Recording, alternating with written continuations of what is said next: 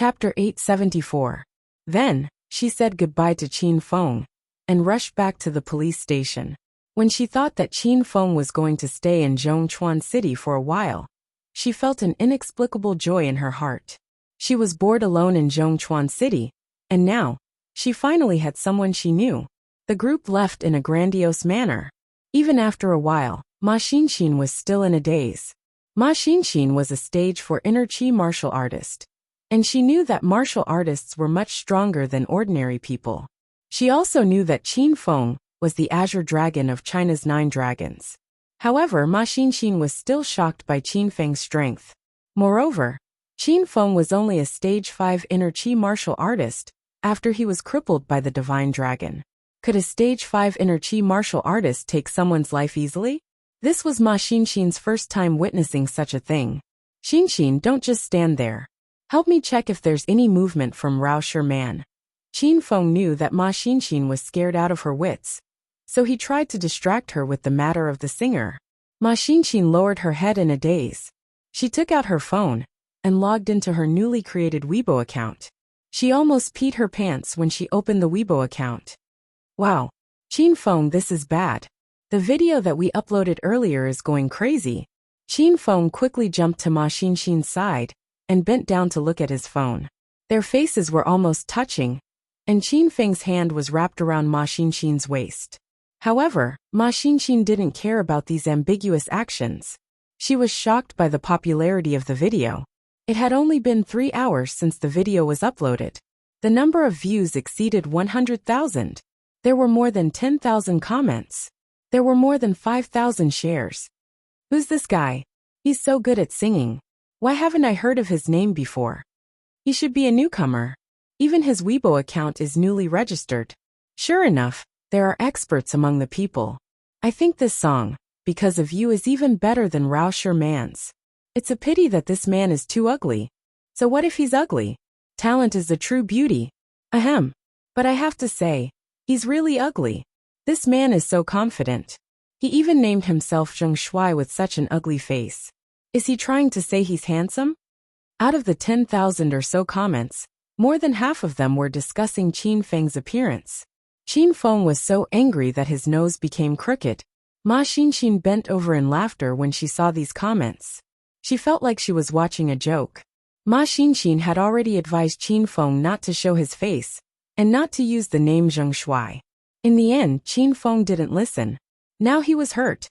Aside from the comments praising and discussing Qin Feng's looks, a large portion of the comments were from both sides cursing each other. The battle team was divided into 2 groups. One group consisted of Rao Sherman's fans, and the other group consisted of Qin Feng's fans. I just think Zheng Shuai sings better than Rao Sherman, so what? If you're not convinced, then come fight me. Who does Zheng Shuai think he is? A piece of trash who just entered the industry wants to ride on our Sherman's fame and climb up the ranks? What a joke. He dares to come out and sing with that face of his? Hurry up and go home and hide, or change your career to a zombie film. If anyone dares to comment on Marshal Zheng's looks again, I'll immediately hunt you down and bring the army to his house. My father is the chief. Zheng Shuai, get out of the entertainment industry. Zheng Shuai, ignore those brainless trolls. We'll always support you. When you come back from plastic surgery, you'll still be a good man. The comments were too intense, and the netizens' imagination was too rich. Ma Xinxin read the comments again and again, enjoying herself. Xinxin, this speed is still a bit slow. My fans have only increased by a little more than 10,000. It's too little. Qin Feng didn't have the mood to read the comments. He was thinking of ways to increase his fame. Then do you have a better idea? Ma Xinxin looked at Qin Feng and asked. I think we should set a small goal first. For example, let's develop 100 million fans first. The corner of Ma Xinxin's mouth twitched. She turned her head and said, I'll continue to read the comments. For the entire afternoon, the 2 of them curled up on the living room sofa and browsed Weibo. Ma Xinxin was having a lot of fun, but Qin Feng was a bit bored. He purposely stuck his body to Ma Xinxin and took advantage of her from time to time. Qin Feng, quick look. Rao Sherman replied to you. She even reposted your video. Now your fans are increasing by a few hundred every minute. Ma Xinxin suddenly screamed in excitement. Qin Feng looked at his phone. Rauscher Man really reposted it. Not only did she repost it, but she also left a comment. I just had some free time and listened to Zheng Shuai's because of you. I personally think it's very good. I think he's a newcomer. I hope everyone can stop scolding and give some help and support to a talented person like him. Rauscher Man was indeed a kind girl. Although she didn't know Zheng Shuai, she was willing to help a talented person like him. Ma Xinxin read the comments and praised Rauscher Man greatly. She liked the pretty girls group, and now she liked it even more. Because Rauscher Man made a statement, the scolding subsided a lot. Rauscher Man's fans all became Qin Feng's fans. It was Ma Xinxin's first time experiencing being a star. Although she wasn't the one, she accompanied Qin Feng all the way. It felt like she was a star herself. Ma Xinxin thought being a star was really interesting. She grabbed her phone and secretly laughed. She looked like she wanted to read all the comments. The number of fans increased, and the rate of increase also accelerated. But it was still far from the 20 million fans required by the system. Qin Feng felt bored as he read and read. Since he had nothing to do, Qin Feng picked up his guitar and chose a few of his favorite songs. He was going to record a few videos and upload them to attract more fans. 3 days had passed since the battle between Qin Feng and the Divine Dragon, but only a few people knew about this battle, and it didn't cause any ripples. Everything was normal in the provincial capital. Qin Feng's fame was still at its peak, and he was still the topic of conversation. Qin Feng, Xiao Feng, Green Wolf. Each of his identities could make people talk about him for 3 days and 3 nights without getting bored. The more they knew about Qin Feng, the more they realized how flirtatious he was. Qin Shitian and Qin Huang had returned to Qin Manor. On the day Qin Feng was defeated, the two of them went to Mount Divine Dragon. But they weren't able to enter the Divine Dragon Shrine. They were stopped as soon as they reached the mountain. The Divine Dragon didn't want to see them, so Qin Shitian and Qin Huang couldn't do anything about it. Fortunately, Qin Xiao appeared later. Although he hated Qin Feng and his grandfather, Qin Xiao didn't have a heart of stone. When Qin Xiao saw that her grandfather and uncle were still waiting at the foot of the mountain, unwilling to leave, she told them that Qin Feng was still alive. Qin Feng wasn't dead. Qin Huang and Qin Shitian heaved a sigh of relief. They didn't know where Qin Feng went, and they didn't know how the Divine Dragon was going to deal with Qin Feng. But as long as Qin Feng wasn't dead, it was more important than anything else.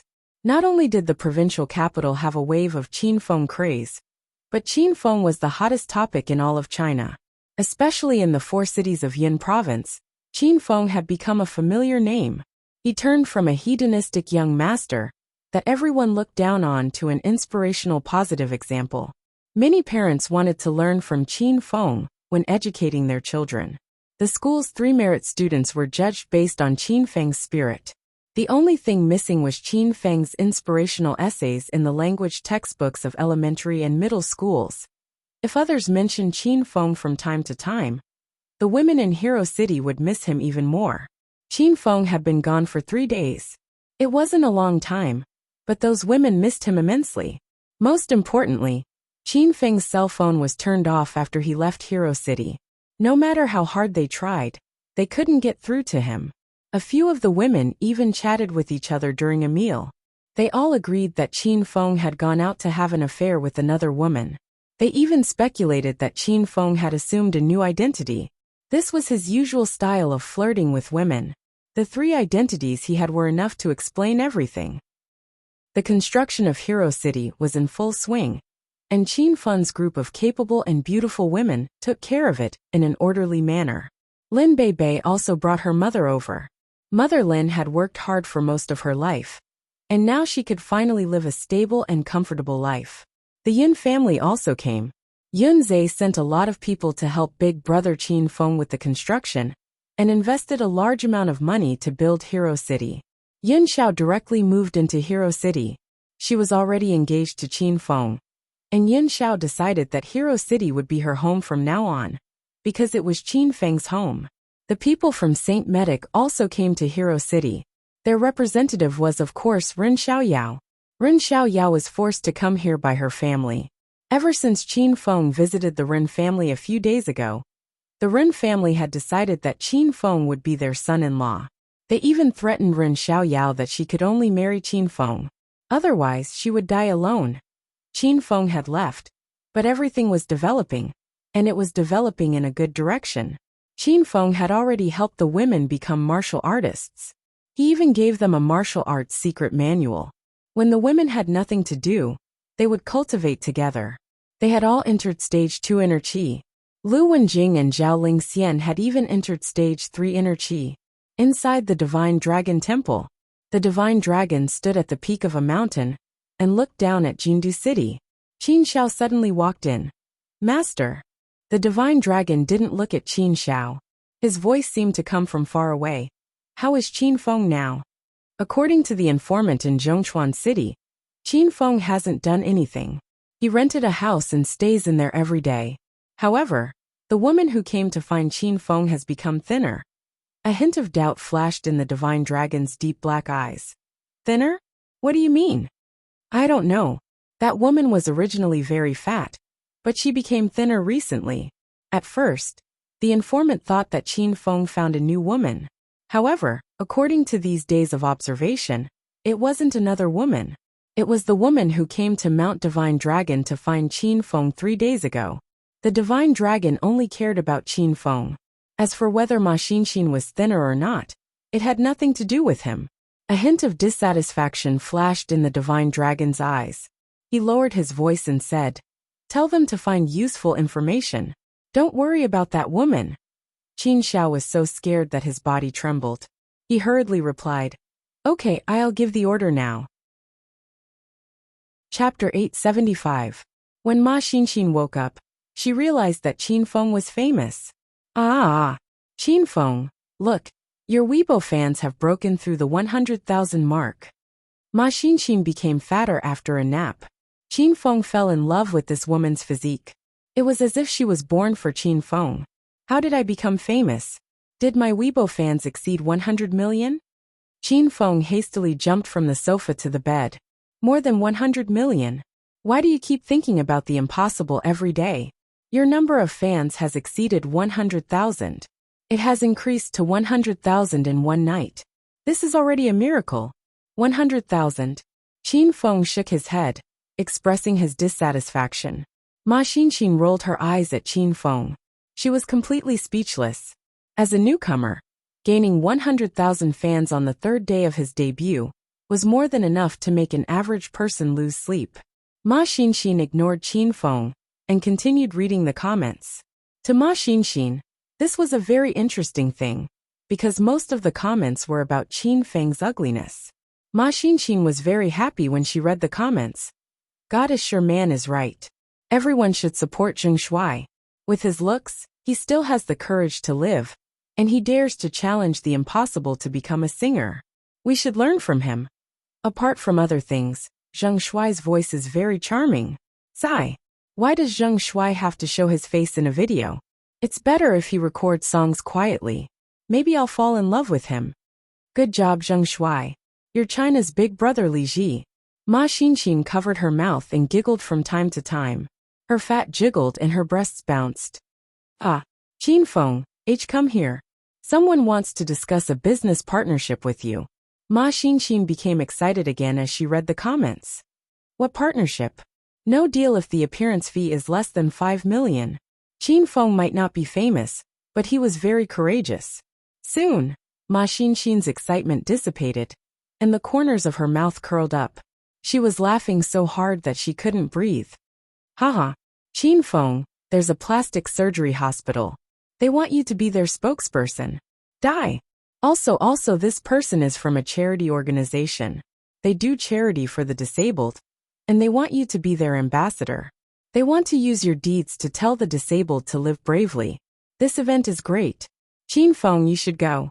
You can also help those poor people. The corners of Qin Feng's mouth were already crooked. What was going on? I'm not going. If you want to go, then go. You're still alive, and kicking even though you're so fat. Your big sister Li Ji.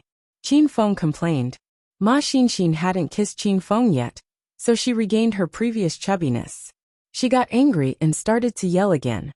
Also, this is the representative of the King of Masked Singers selection panel. They would like to invite you to participate in the King of Masked Singers competition. There's a newly opened dating website. They hope that you can register as a member representative of their platform. This is good. This is good. This is the director of a zoo. He wants to introduce a group of wild orangutans to expand the sightseeing program. He is paying you to go. Ma Xinshin was taking revenge on Qin Feng. She specifically picked out the comments that attacked Qin Feng and read them out loud. The corners of Qin Feng's mouth were already twitching. He threw himself onto the bed and pressed Ma Xinshin down. Wah! What are you doing? Ma Xinshin was so scared that she threw her cell phone away. In the next second, she realized that she couldn't speak because her mouth was blocked by Qin Feng. Qin Feng turned his grief and indignation into strength. He ferociously sucked the poisonous gas in Ma Xinshin's body. He wished that he could suck Ma Xinshin's tongue off. The poisonous gas surged violently and recklessly in Qin Feng's body. However, Qin Feng was already used to it. He easily suppressed and converted the poisonous gas into his own inner qi. Bang! A loud sound spread. Qin Feng advanced from stage 5 inner qi to stage 6 inner qi in a short while. At this moment, Ma Xinshin became thinner, and the poisonous gas in her body was sucked dry by Qin Feng. You're so annoying. No, I don't want to talk to you. Ma Xinshin used all her strength to push Qin Feng away. She felt like she was kissed forcefully. She was a little shy and excited at the same time. Sucking the poisonous gas was like eating a delicious breakfast. Qin Feng felt much better. Ma Xinshin picked up her cell phone and shyly leaned against the headboard to continue reading the comments. She pretended that nothing had happened. The new songs that Qin Feng uploaded yesterday also received a lot of response. Each of the videos had over 200,000 views, more than 30,000 comments, more than 10,000 views. Other than those pranks and invitations to Qin Feng, there were also some companies that sincerely invited Qin Feng to be their spokesperson. However, most of them were small companies and studios that invited Qin Feng to be their spokesperson. Qin Feng, there's a supermarket that's about to open. The boss added you on Weibo and wants to invite you to sing live on the day of the event. I think it's a good idea. We're short of money anyway. Do you want to accept it? Ma Xinshin had never been a manager before. Now she felt that being a manager was quite fun. She could accept some performances when she was free. I'm not going. Qin Feng flatly refused. Ma Xinshin said with a bitter face. Why not? Do you think the other party's performance is too small? But you've just started out, so you need to take on more activities to increase your popularity. This way, you can slowly receive large-scale performances. Ma Xinshin said with a bitter face. I won't go even if the big companies look for me. I want to maintain a sense of mystery, so that my fans will multiply in the future. Although Qin Feng had never been a celebrity before, he understood this industry quite well. Sometimes, too much exposure would cause people to develop visual fatigue. Many famous A-list celebrities almost never appeared on variety shows, and there were pitifully few interviews and activities. However, the popularity of those celebrities rose all the way because they were too mysterious, which instead whetted everyone's appetite. After saying so much, you still think you're too ugly now. Ma Xinshin's words hit the nail on the head. Qin Feng felt a sharp pain in his heart. The two of them chatted for a while and parted on bad terms. Qin Feng's phone just happened to ring. It was a call from Liya. Xiaoye, are you done? Yes. I just finished. I'm resting now. Are you coming out? I'll treat you to coffee. Sure, tell me a location. I'll go over right now. Just as Qin Feng hung up, Ma Xinshin glared at him unhappily. Who is it? Who else could it be? That beautiful policewoman from yesterday. After suffering a setback at Ma Xinshin's hands, Qin Feng looked at her proudly. Why is she looking for you? Don't go out, in case you scare others. When Ma Xinshin saw Liya yesterday, she felt some hostility in her heart. Even Ma Xinshin herself couldn't explain that kind of rejection. How can I reject someone who asked me out to see a movie? And it's a private room movie. Do what you want. Qin Feng had already put on his coat. Ma Xinxin was a little angry, but she couldn't show it. Otherwise, if Qin Feng knew that she was jealous, it would be embarrassing. I can't be bothered with you. Go wherever you want. If you come back late, I won't open the door for you. Oh, then you should go to sleep first. I might not even come back tonight. Qin Feng glanced at Ma Xinxin and ran out. Ma Xinxin grabbed the pillow beside the bed and threw it at the door. She was so angry that she was about to explode. Leah asked Qin Feng to go to the happy coffee shop. Qin Feng immediately stopped a taxi and rushed over. Qin Feng, over here. Just as he entered the room, Leah stood up and waved at Qin Feng. Many of the other customers inside stared at Leah, unable to take their eyes off her. Qin Feng walked to the opposite side of Leah and sat down. Leah chose to sit by the French window, where she could see the scenery outside and the warm sunlight. Because Leah was tall and beautiful, she attracted a lot of male gazes when she came in. A few of them were even prepared to talk to Leah. But in the end, they saw Qin Feng coming over. Seeing Qin Feng's appearance, everyone was depressed. What kind of taste did beauties have these days? Have you been waiting for a long time? There was already a cup of coffee in front of Qin Feng. Qin Feng did not stand on ceremony and took a sip. Leah changed into a white dress with a low neckline, revealing some of the whiteness in front of her chest. She looked sexy and enchanting. It hasn't been long. Where's that girlfriend? That's not my girlfriend, it's my manager. How could Qin Feng not guess what Leah was thinking? She was testing him. Manager? Then it's a friend. Leah's words were shocking. Qin Feng almost spat out a mouthful of black coffee on Leah's face. We are very simple. Friends. When Qin Feng said this, he felt a little guilty. Leah laughed coldly, but did not pursue the matter. She could be considered a tactful woman. You're really romantic. There are beauties accompanying you wherever you go. Oh right. What are you planning to do in Zhongchuan City? Another secret mission from the Dragon Gate? Leah's red lips took a sip of coffee, leaving an alluring lip mark on the cup. I guess so. I want to stay here for a while and prepare to become a celebrity. Cough cough. Leah accidentally choked and immediately patted her chest. Become a star? Are you kidding? Qin Feng's gaze fell on Leah's trembling chest, and after looking at it a few times he said, No, I'm serious. I want to be an all-rounder, a first-rate celebrity. Qin Feng's face was serious. Even Leah could not tell if he was joking or serious. So you specially made an ugly face to rely on your talent to become a celebrity? Leah found it hard to understand Qin Feng's actions. To put it bluntly, are you fucking sick? You even found out about this. You really are my confidant. I really think so. Qin Feng was a little excited. Leah didn't even dare to drink her coffee, afraid that she would spit it out. After a while, Leah finally accepted the fact that Qin Feng wanted to be a celebrity. Then what talent do you have? To be a celebrity, you either have to rely on your face or your talent. Right now, you can only choose the latter. Qin Feng had originally planned to rely on the latter to become famous. But when Leah said it, Qin Feng was a little unhappy. Qin Feng felt that relying on his talent to become famous was a challenge, so he chose it this way. However, Leah meant that Qin Feng had no choice but to choose it this way. Chapter 876. Ding! Congratulations to host Qin Feng for further developing Chinese medicine and making Chinese medicine famous. The system rewards you with a set of mysterious fire ice needles. As Qin Feng chatted, the system's beep suddenly sounded in his mind. According to the extent to which Chinese medicine was promoted, Qin Feng would be given some rewards from time to time. The 5 poison needles, 100 grass sutra, emerald spirit ring, and other items were all rewards for this mission. Qin Feng did not have the time to promote Chinese medicine right now, so it seemed that the students of the medical school in the capital had achieved good results. Qin Feng, what are you thinking about? Halfway through her sentence, Leah realized that Qin Feng was in a daze. This made Leah extremely angry. You're actually distracted when you're dating a beauty like her? I recorded a few songs, you can listen to them. Qin Feng came back to his senses and quickly changed the topic. He took out his phone and opened some of the videos he had recorded before. Leah curiously moved a chair over to Qin Feng's side.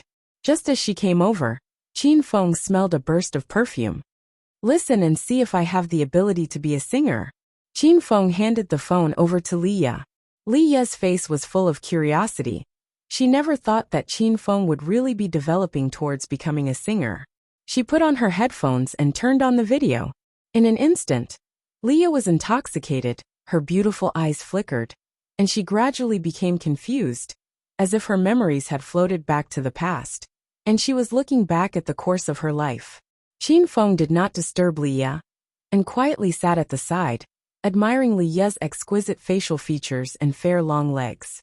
Time seemed to have stopped. Leah listened to one song after another, and in one breath, she finished listening to all 5 songs that Qin Feng had recorded. "How is it?" "It's not bad." Without needing Leah to say anything, Qin Feng knew that it was definitely not bad. Otherwise, she wouldn't have listened for so long. This is all sung by you? Don't tell me you lip-synced first, and then used software to synthesize your voice? This doesn't sound like your voice."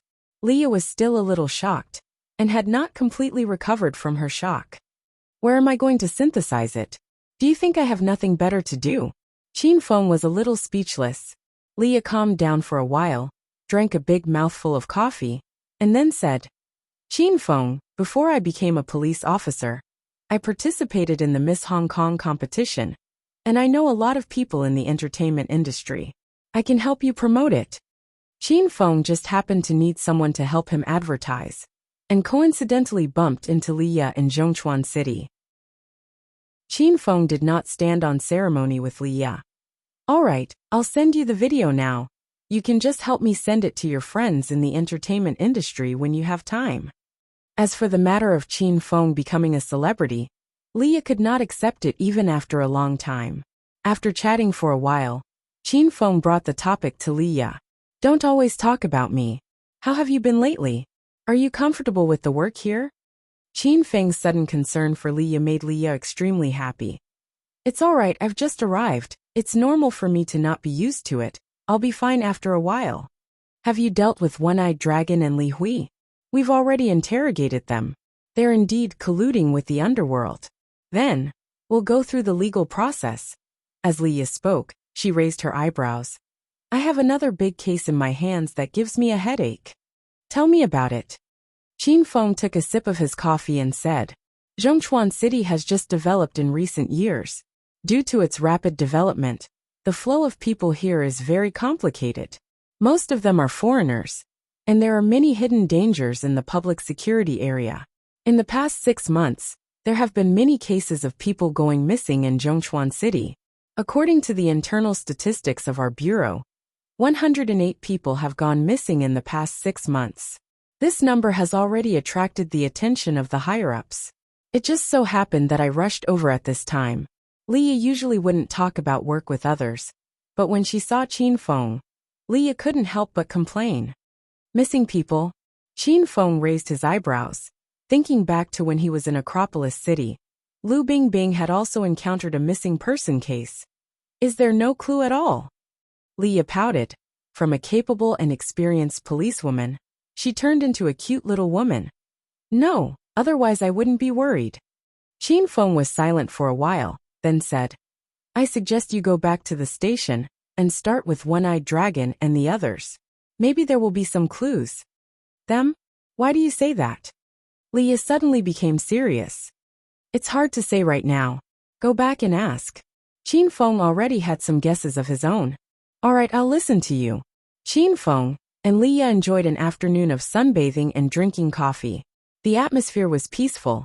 The two of them chatted a lot and chatted happily. Seeing that the sun was starting to set, the two of them left the coffee shop. "Oh right, you're not a martial artist. It's very dangerous to be a police officer." Qin Feng thought about the mixed environment of Zhongchuan City, and was a little worried for Leah. "Qin Feng, I was just about to ask you something today. You're so powerful. Can you teach me how to cultivate?" Leah became excited. Of course Qin Feng could let Leah cultivate, as long as he fed her a blood qi pill. However, Qin Feng did not plan to do so. He had just obtained a set of mysterious fire ice needles. This was an acupuncture technique manual. According to the system's introduction, only cultivators who possessed both fire and ice attributes could perform this acupuncture technique. The main effect of this acupuncture technique was to cleanse one's body, allowing an ordinary person to be reborn and embark on the path of a martial artist's cultivation. There's a way, but it's not convenient. Qin Feng pretended to be in a difficult position. Is there really a way? Then hurry up and help me. What kind of relationship do we have? What's so inconvenient about it? Because of her identity as a police officer, Leah had come into contact with Chinese martial artists a long time ago. After witnessing the powerful skills of martial artists, Leah was extremely envious. Ugh! You really want to try? Of course, what do you want me to do? I'll do whatever you want. Leah held onto Qin Feng's arm, her movements extremely natural. Previously in Hong Kong, she had always been acting as Qin Feng's girlfriend. Cough cough. I can use acupuncture to help you cleanse your marrow and change your physique. You can cultivate right away. Qin Feng said. Wow! So simple? Then let's start now. Leah jumped up excitedly. Then we'll have to find a house first. Qin Feng said seriously. Leah suddenly felt that something was wrong. She let go of Qin Feng's arm and said vigilantly, Why are you looking for a house? Aren't you going to help me become a martial artist? Cutting hair and washing marrow is not simple. I need 108 silver needles to pierce through all the acupuncture points in your body. So you have to take off your clothes and cooperate with me. Qin Feng resisted the urge to maintain his righteous and unfathomable appearance. Leah was shocked and started to suspect Qin Feng's true intentions. No, is there no other way? Leah asked Qin Feng carefully. No, I can only cleanse my body. This method is the most effective, and it doesn't have any side effects. Not everyone knows how to use the mystic fire ice needle. It is rather strenuous for me to execute it. I wouldn't even help ordinary people when they ask me for help. If you are not willing, then I will return first. Qin Feng pretended to be angry, glanced at Leah, then turned and left. Leah stood at the entrance of the coffee shop in a daze, looking at Qin Feng's back figure that was getting smaller and smaller. She immediately chased after him. Hey, why are you so stingy? At most, I'll let you stab me. Leah caught up to Qin Feng and immediately grabbed his arm, mainly because she was afraid that he would run away. Qin Feng suppressed the joy in his heart and said expressionlessly, How can I not be angry? What kind of relationship do we have? We are comrades who have gone through life and death together in Hong Kong. You still doubted my intentions just now, right? All right then, I won't give you any needles. It's really a thankless task. Qin Feng was the only one who could do such a shameless thing, even after getting a bargain.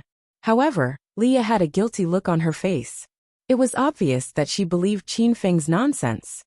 Sorry, I was too petty. Let's go, I'll take you to my apartment. You have to help me become a martial artist. Leah hugged Qin Feng's arm even tighter. As if to please Qin Feng, she purposely rubbed her chest against Qin Feng's arm a few times. That feeling was too wonderful for words, and Qin Feng was overjoyed. As night fell, the street lights lit up. Across the sea, one could see the night view and prosperity of Hong Kong. And the development of Zhongchuan City was also extremely rapid. In the midst of the bright lights, all kinds of people came and went. Qin Feng and Leah leisurely walked through the crowd on the street, as if they were a couple taking a stroll. It was filled with a warm and sweet feeling. Leah's apartment was allocated by the police station. It was a single apartment with one room and one living room. The environment inside was not bad, and the decorations were also of a high grade. Qin Feng, why don't you go sit on the sofa for a while? I'll make dinner for you. After entering the room, Leah became nervous. She was not ready to take off her clothes and be stabbed, so she found something else to do to stall for time. There's no need to eat. Let's get down to business first. Let's go to the bed in your room. It's easier to pose there than on the sofa. Qin Feng waved his hand and said, Ah, what posture? What are you going to do with the needles? Leah was shocked, and even regretted bringing Qin Feng back. Qin Feng saw that he had accidentally said something wrong, and immediately said with a serious expression, What are you thinking? The mysterious fire ice needle is very complicated. Not only does it have to be stabbed in the front, it also has to be stabbed in the back. Qin Feng heaved a sigh of relief in his heart. He even started to feel proud of his reaction speed. Leah was still a little nervous, but she had already come this far, so it wouldn't be good to retreat. Then I'll go back to my room first. I'll call you when I'm done. Leah's beautiful face was flushed red. Her voice carried a hint of Hong Kong accent, causing Qin Feng's entire body to go numb. Qin Feng sat on the sofa and ate some fruits. Leah had already entered the house, and not long later, Leah's delicate voice came from inside the house. Qin Feng, I'm done, you can come. Brother Ashue's temper is explosive. He loves to give you rewards whenever he doesn't agree with you. Why don't you go to heaven? Young Master Du is waiting for you to soar in the sky. This month, young Master Du updated 4 times a day, but he discovered a serious problem. The subscription was dropping very quickly. Could it be that everyone didn't like young Master Du too much? Then young Master Du should reflect on himself. Please subscribe. Chapter 877. Just as Qin Feng walked into Liye's boudoir, he was surrounded by the fragrance of flowers.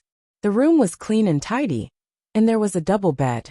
The bed sheet was a bright red color that made people restless, and Liya was sitting on it.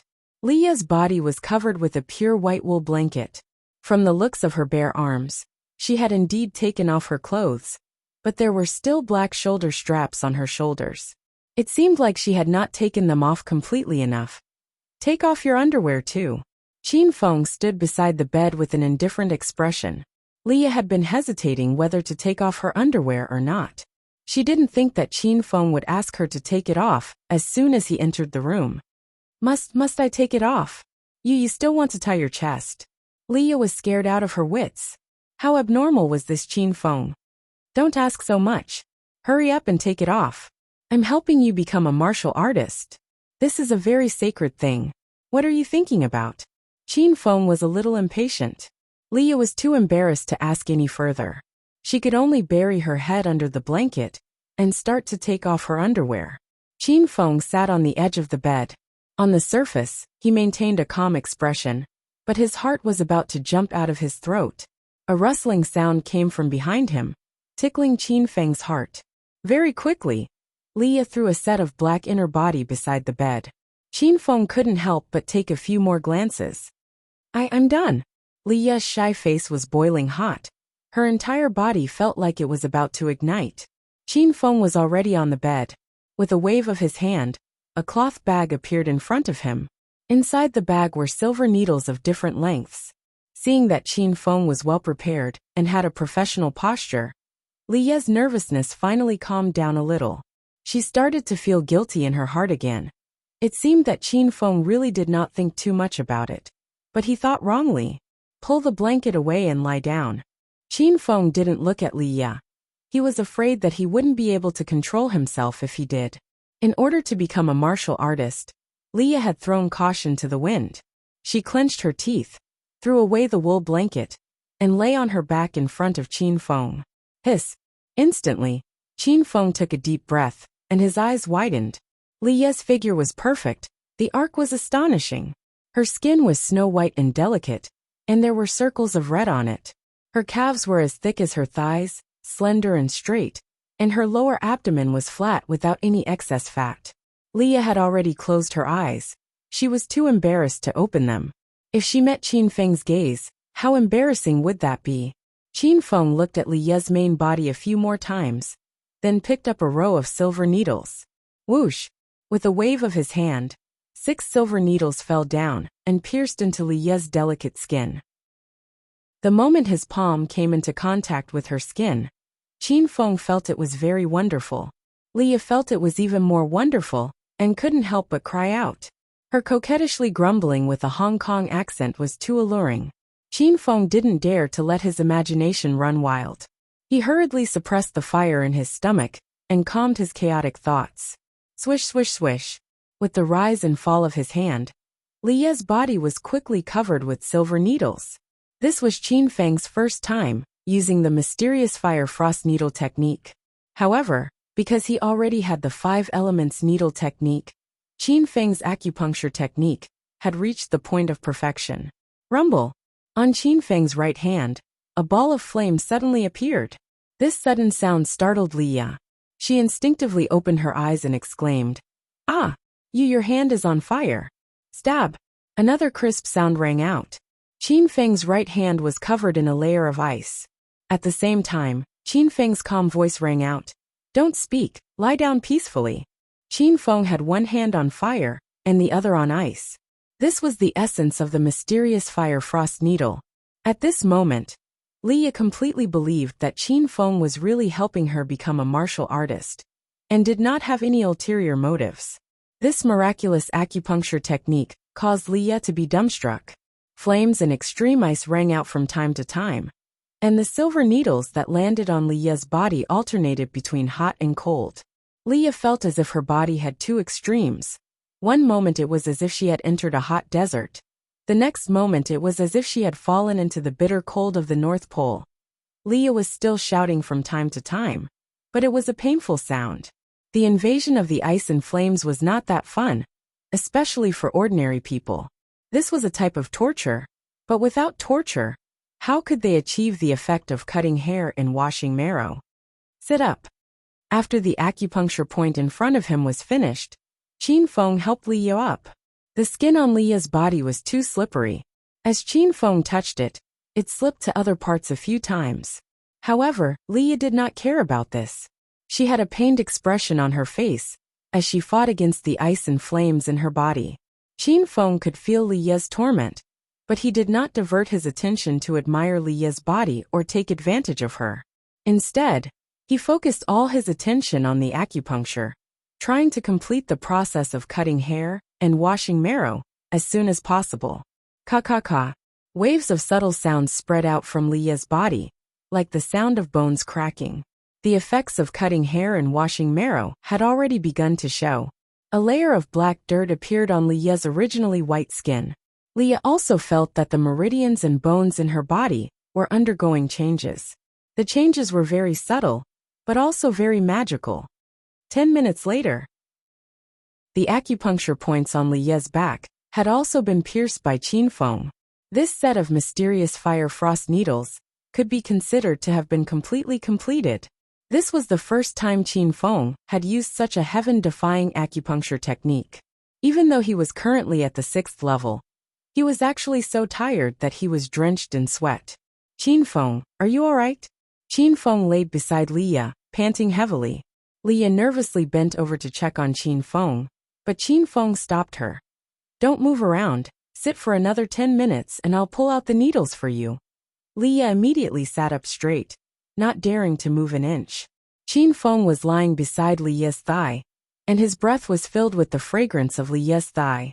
Qin Feng raised his head and looked at Leah. He had seen everything that he shouldn't have seen. Of course, Leah could feel Qin Feng's burning gaze.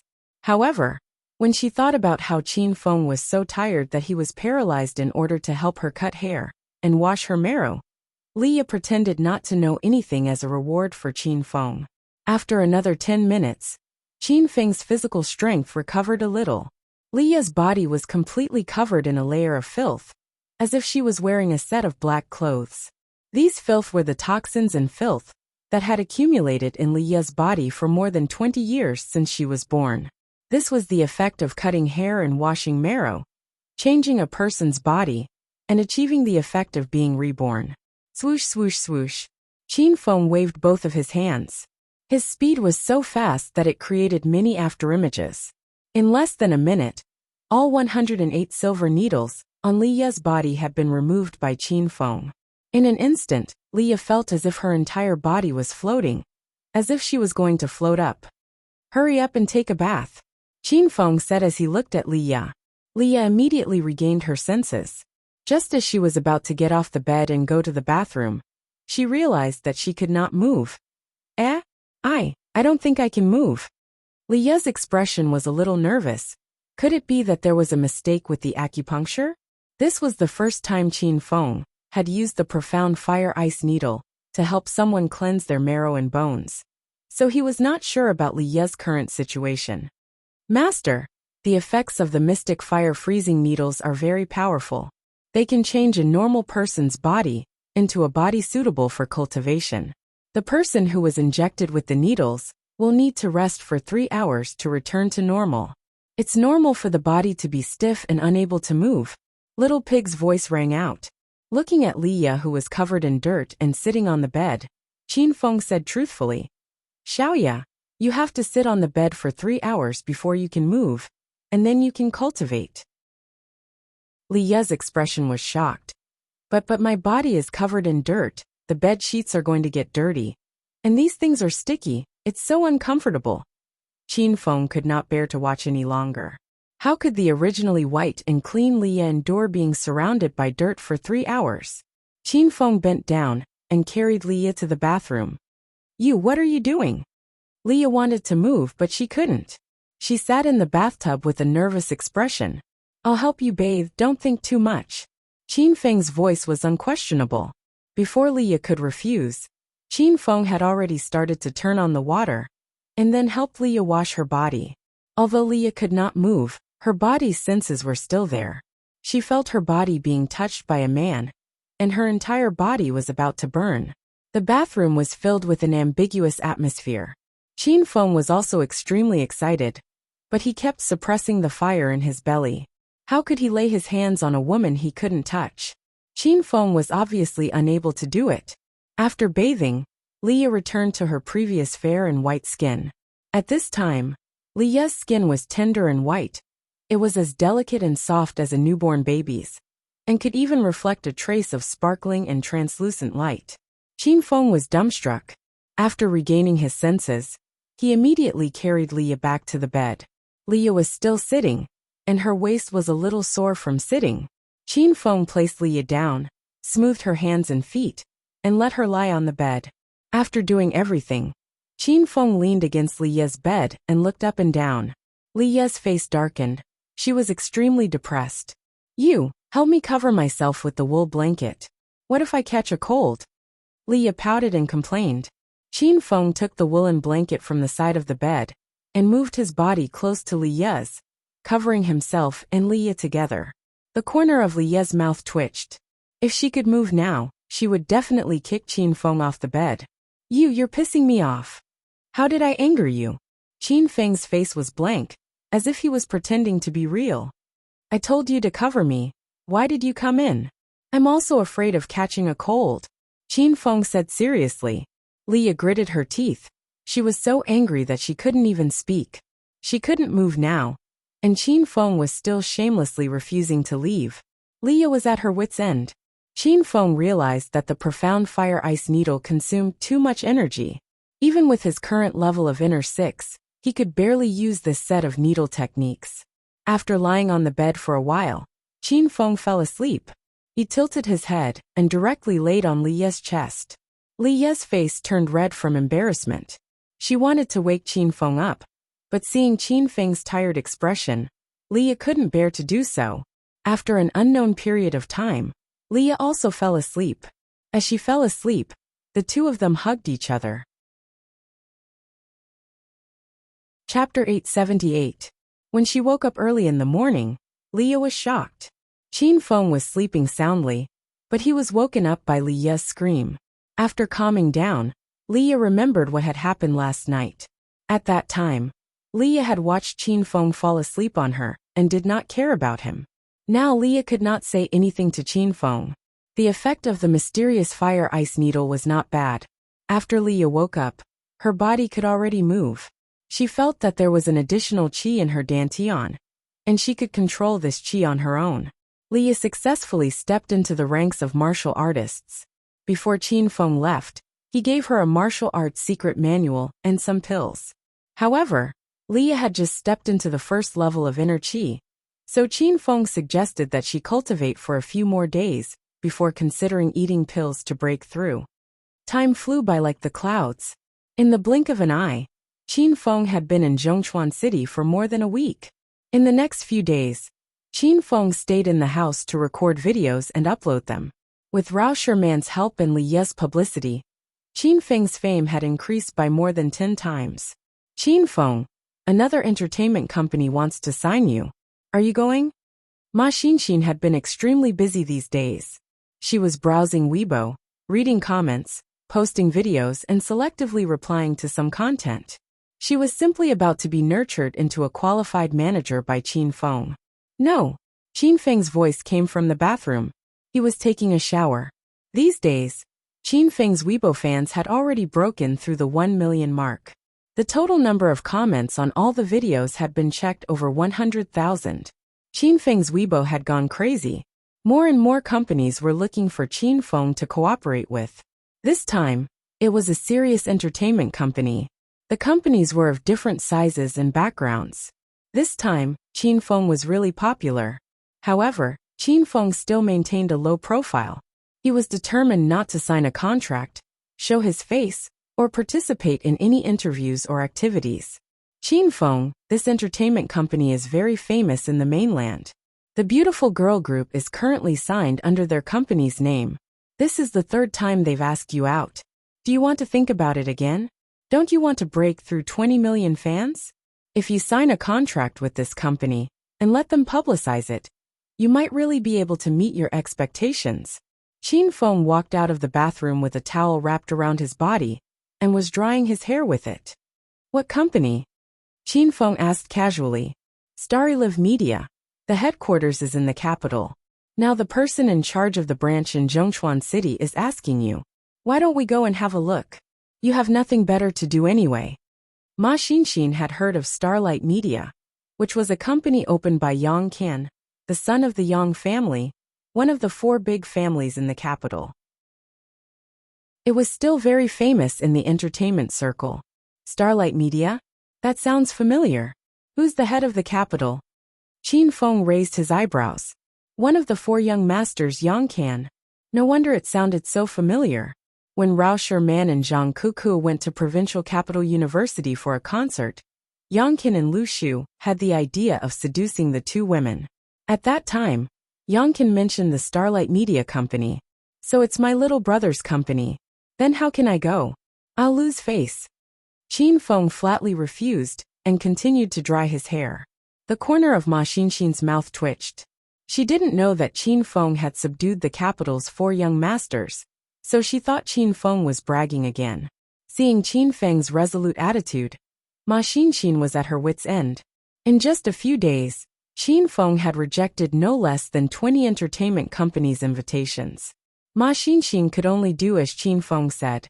She replied to the person in charge of Starlight Media in Zhongchuan City and politely refused the other party's invitation. At the same time, on the main floor of Starlight Media Company in Zhongchuan City, Zhao Bin slammed the table and stood up. Zhao Bin was the person in charge of the Starlight Media Company's branch in Zhongchuan City. Because Zhongchuan City had just begun to develop, this branch was only invested in it half a year ago. Now the branch needed to sign a large number of star artists. Zhao Bin took a fancy to Zheng Shuai, who was recently a hot topic on Weibo. He invited Zheng Shuai 3 times in a row, but he didn't expect to be rejected 3 times. Zhao Bin was very angry. He was transferred from the capital's Starlight Media Company. Previously, when he was in the capital's head office, even the A-list stars didn't dare to give Zhao Bin a face easily.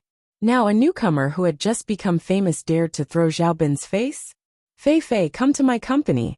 Zhao Bin's face was ferocious. He picked up the internal phone on the table and made a call. After a while, the office door was knocked, and a tall, beautiful assistant in a black silk uniform came in. Director Zhao, are you looking for me? Fei wore heavy makeup and was dressed enchanting and sexy. When she spoke, she winked at Zhao Bin from time to time. Zhao Bin looked at the hot Fei, suppressed the anger in his stomach and said, "Ask the manager of the Public Relations Department to investigate Zheng Shuai. Find out his contact information and address for me as soon as possible."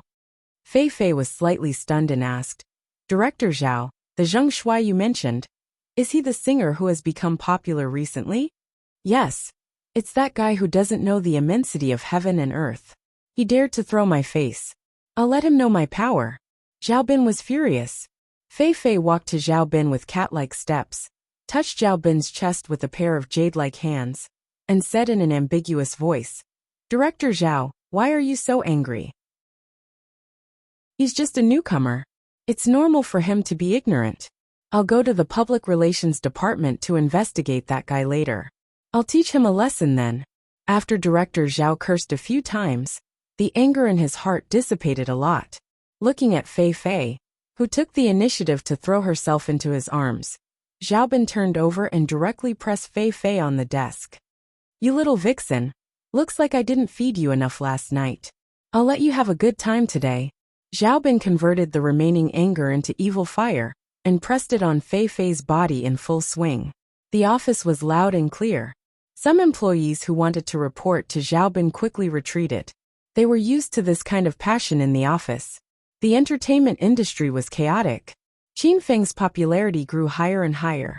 The situation was out of control. More and more film and entertainment companies signed contracts with Qin Feng. Many producers of variety shows personally invited Qin Feng to be a guest, but Qin Feng rejected them all. He was too lazy to show his face in public. 2 days later, Qin Feng's Weibo fans broke through the 1.5 million mark. It was more than 200,000 in one day. The growth rate of more than 200,000 stunned Ma Xinxin. Xinxin, the doorbell is ringing. Go see if it's food delivery. Qin Feng was recording a new song. Ma Xinxin ran to the door in her slippers. Soon Qin Feng heard Ma Xinxin scream. Who are you people? Get out. Quick, get out. Bitch, shut the fuck up or we'll fuck you. Is this Zheng Shuai's house? Where's that grandson? Hearing the quarrel, a cold expression flashed across Qin Feng's face. He put down his guitar and went to the door. There were already 8 strong men in suits in the room. All 8 of them wore black sunglasses. They looked like they were in the Matrix. Ma Xinxin quickly retreated to Qin Feng's side and anxiously held his arm. They barged in. Qin Feng put his arm around Ma Xinxin's shoulder and patted her arm. They didn't bully you, right? Ma Xinxin hastily shook her head. Fortunately, I dodged quickly. That person standing in front of me almost touched my chest. A murderous look flashed across Qin Feng's eyes. He and Ma Xinxin had been living together for a long time. He already saw Ma Xinxin as his own. If anyone dared to bully Ma Xinxin, Qin Feng would make them regret coming to this world. Big brother, that brat is Zheng Shuai. A tall man in the crowd shouted excitedly. The man standing in front wore a white suit. He took off his sunglasses and looked at Qin Feng with a playful expression. Are you sure it's that brat? Big brother, it's definitely him. In this world, I've never seen a man uglier than Zheng Shuai. Just as the underling finished speaking, the crowd burst into laughter. Even the corners of Ma Xinxin's mouth twitched, but she resisted the urge to laugh. Stinking brat, you're very cocky, aren't you? After confirming Qin Feng's identity, the man in the white suit sloppily walked to Qin Feng's side. I'm pretty cocky, but what does that have to do with you? Qin Feng said indifferently. The man in the white suit froze for a moment, then laughed wildly. Haha, good. Your elder likes to take care of wild dogs like you. It's more fun to fight if you bark a few more times. Otherwise, I'm not interested in playing with you like a dead dog. From the moment the group entered the room, they looked confident and didn't think much of Qin Feng. The underling that called Qin Feng ugly grinned and walked to his big brother. He looked hungrily at Ma Xinxin and said, Big brother, that girl is really pretty. Should we have some fun first? It won't be too late to catch that ugly guy then. Once the man in the white suit entered the room, he wanted to touch Ma Xinxin's chest. Of course, he agreed with the underling's suggestion. You guys catch that ugly guy first, I'll be the first one. Ma Xinxin was so angry that her face flushed red. She gritted her teeth, but she didn't make a move. She had strength, but she didn't know how to fight. Qin Feng didn't make a move either. The reason why he didn't make a move was because he felt that he had to teach Ma Xinxin how to fight. Otherwise, when he wasn't by her side in the future, this girl would suffer. The underling already pounced with a cold smile and wanted to catch Qin Feng. Qin Feng pulled Ma Xinxin back and said, Xinxin, I'll leave these bastards to you. Use your feet to kick them. How do I kick them? Ma Xinxin suddenly froze. Circulate the qi in your body and gather it in your feet. Then you just have to exert force. Qin Feng pulled a chair over and sat down. He looked like he was really going to watch a show. Ma Xinxin had no room to retreat. Her slender body blocked Qin Feng, and she glared coldly at the 8 brawny men. Ma Xinxin had long since disliked these people. Hee, big brother, this ugly guy is smart enough. He knows he can't beat us, so he let this girl go. He's too fucking shameless. One of the underlings laughed, and the others followed and laughed loudly. The playful look in the man in the white suit's eyes became more intense. At this time, he couldn't be bothered to look at Qin Feng. He waved his hand behind him and said, "Everyone go and catch both of them." Chapter 879. Ma Xinxin panicked as the 7 brawny men pounced on her. She didn't know who to kick. Xian, kick whoever is closest to you. Qin Feng's calm voice drifted over, causing Ma Xian to calm down slightly. At this moment, a wretched man with an unkempt beard arrived in front of Ma Xinxin. He reached out his dirty hands to hug Ma Xinxin. Ma Xinxin was so disgusted that she almost vomited. She didn't care about the consequences. She circulated the poisonous gas in her body and kicked him. Bang! A loud explosion sounded. A cloud of black mist lingered under Ma Xinxin's feet. The man was sent flying. He crashed into the security door and sank into the wall of the corridor. It was just a simple kick, but it stunned everyone. Even Qin Feng's mouth was wide open. Qin Feng knew Ma Xinxin was a stage 4 inner chi martial artist, but her kick just now had the strength of a stage 6 inner chi expert. The cloud of black mist under Ma Xinxin's feet was similar to the black mist released by the ghost face mountain man. However, there was no evil in the black mist, so Qin Feng couldn't figure it out. The other 6 brawny men were stunned, but Ma Xinxin didn't stop. Ma Xinxin wanted these people to stand still. She sent out a few flying kicks, and all 6 of them fell to the ground. Her fighting speed and strength were comparable to Qin Feng, who was now a stage 6 inner chi expert. After sending 7 people flying, Ma Xinxin finally regained her senses. She was stunned by the scene in front of her. Qin Feng, these people were all defeated by me? Qin Feng got up and walked to Ma Xinxin's side. He hugged her and said, "You sent them flying. This is your strength. In the future, you must protect yourself like this when you're in danger." Ma Xinxin was overjoyed.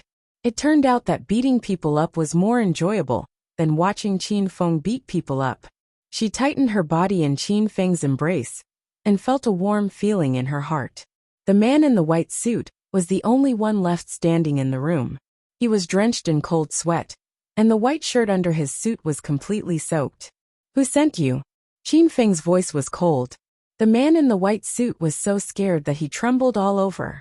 He had never thought that the beautiful woman in front of him would be so powerful. She had completely subverted the man in the white suit's worldview. The man in the suit didn't dare to hide it anymore. He said cautiously, "Big brother, sister-in-law, please spare my life. I have no hatred with you. It's Mr. Zhao of Starry Light Media, who paid me to teach you a lesson. I know I was wrong. Big brother, sister-in-law, please spare me this time." Starlight Media? There was a flash of doubt on Ma Xinxin's face. She had refused the signing invitation of the person in charge of Starry Live Media a few days ago. Did the person in charge come to retaliate against Qin Feng?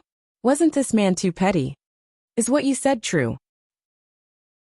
Qin Feng asked as he looked into the man's eyes. "Every word is true.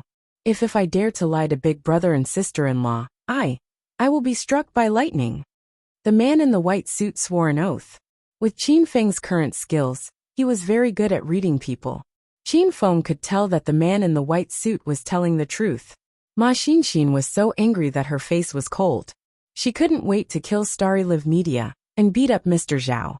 Since she had just tasted the pleasure of beating people, Ma Xinxin found that she was addicted to fighting. "Well, I can let you go, but you have to go back and find Mr. Zhao.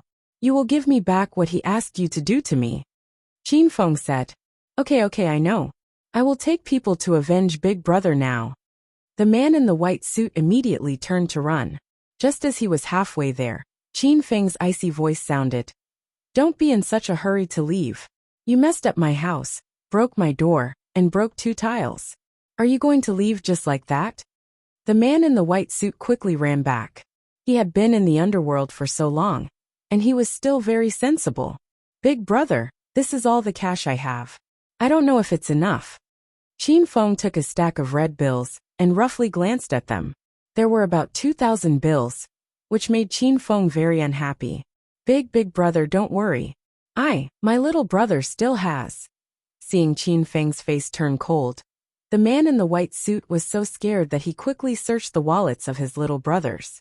There were a total of 8 people, and they had collected more than 10,000 yuan. Qin Feng and Ma Xinxin were short of money now. They had spent all the money before. This more than 10,000 yuan came at the right time. Alright, get out of here. After that, I will inquire about the situation of Mr. Zhao of Starlight Media. If you don't go to find trouble with him, Zhongchuan City is not big. Unless you don't want to stay here anymore, I will find you out one by one. Then this is the end.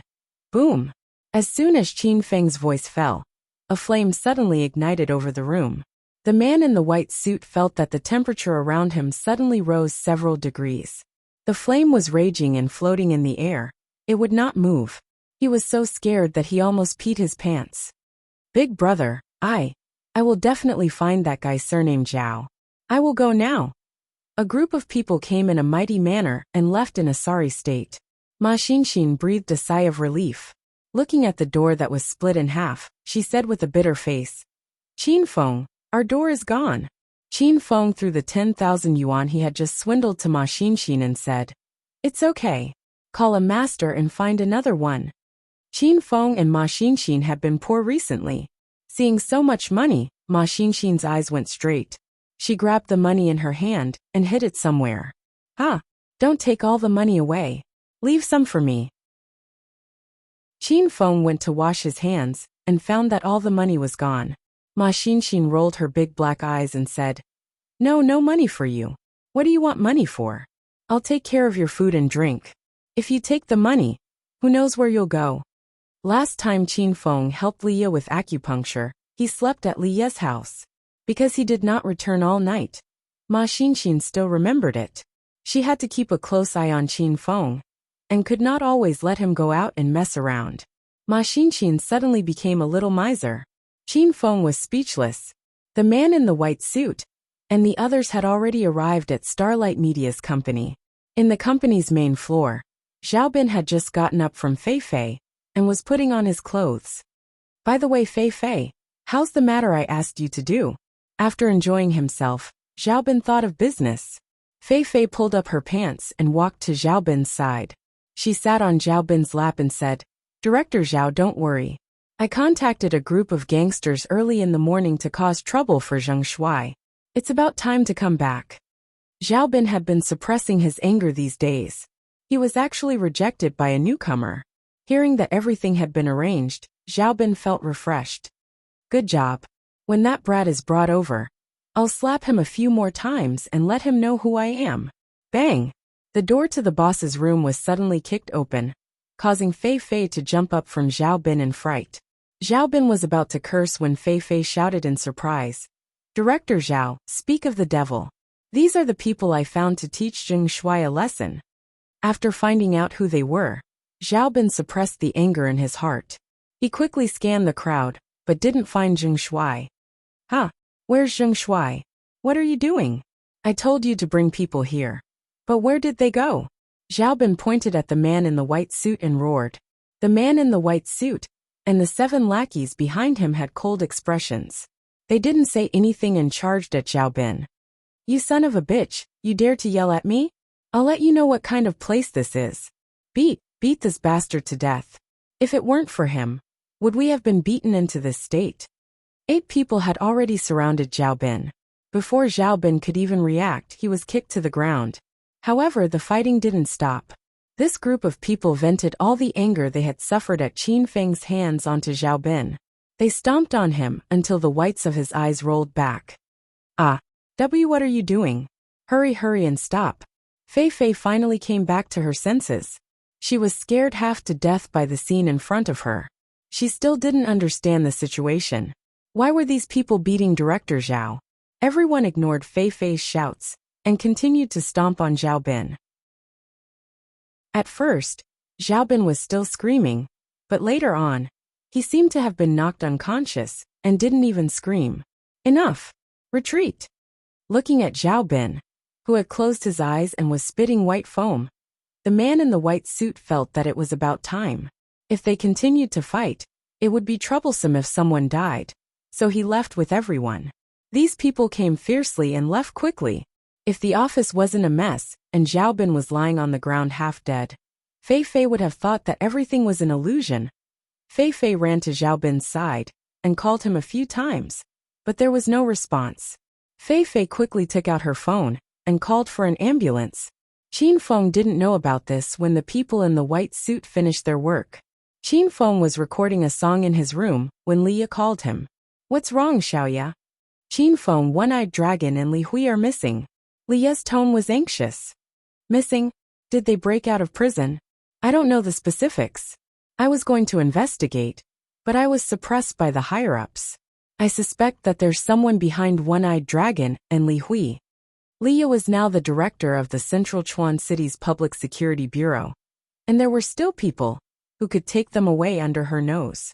It seemed like One-Eyed Dragon, and Li Hui's backing was not small. Did you ask about One-Eyed Dragon's disappearance? Qin Feng asked. I did, but the day after I asked, the two of them disappeared. Did you get any clues? There are no important clues, but when I interrogated One-Eyed Dragon and Li Hui, the two of them were a little flustered, as if they were hiding something. Leah said truthfully. A few days ago, Qin Feng asked Leah to interrogate One-Eyed Dragon and Li Hui as a starting point for the missing person case. This was because Qin Feng had helped Leah solve the missing person case in Acropolis City, and the mastermind behind that case was the Verdant sect. Qin Feng suspected that the missing person case in Central Chuan City was also related to the Verdant sect, because the circumstances of the two cases were very similar. Xiaoya, you don't have to worry right now. Since One-Eyed Dragon and Li Hui have been released, then don't worry about them. This time, you must have provoked a very powerful force, so pay attention to your own safety. If you find any danger, call me immediately. Since Qin Feng suspected the Verdant sect, then he naturally had to be on guard. The Verdant sect was still very powerful. It was one of the 3 sects in China. Back then at the pill competition, Qin Feng had to expend a lot of effort to eliminate the Ghost Face Mountain Man, and even let Li Xiaojie escape. Alright, I understand. I'll call you if I need anything. Leah hung up the phone with Qin Feng, her heart filled with warmth. In this unfamiliar place, Leah originally felt very lonely, but now her heart was filled with warmth, as if she was at home. Chapter 880. Night fell. Under a bridge in Zhongchuan City, 2 figures were sneaking around. Motherfucker, Leah, you bitch, remember this. Sooner or later, I will return to the police station and replace you as the chief. Then, I will press you down and make you a slave for life. I will not let that ugly toad off either. He dared to blind me. I will tear him into pieces. The two were Li Hui and Brother Dulong. Brother Dulong's eye was blinded by Qin Feng, and he became an eyeless dragon. He had to rely on Li Hui to walk. The two stopped under the bridge. Brother Dulong could not see anything, and could only sit on the ground. Li Hui looked left and right as if he was waiting for someone. Under the night sky, there was no light on the bridge, and it was pitch black. The cold wind blew by the seaside, and after staying here for a while, Brother Dulong and Li Hui had goosebumps. Brother Li, why isn't the Great Elder here yet? Brother Dulong could not take it anymore. He was now blind, and the fear of the darkness was 100 times stronger than Li Hui's. Don't worry, since we were released, it means that the Verdant sect sent the Great Elder here. Wait patiently. Li Hui was also afraid, but he could only force himself to remain calm. Suddenly, a gust of cold wind blew over, causing Li Hui to lose his footing.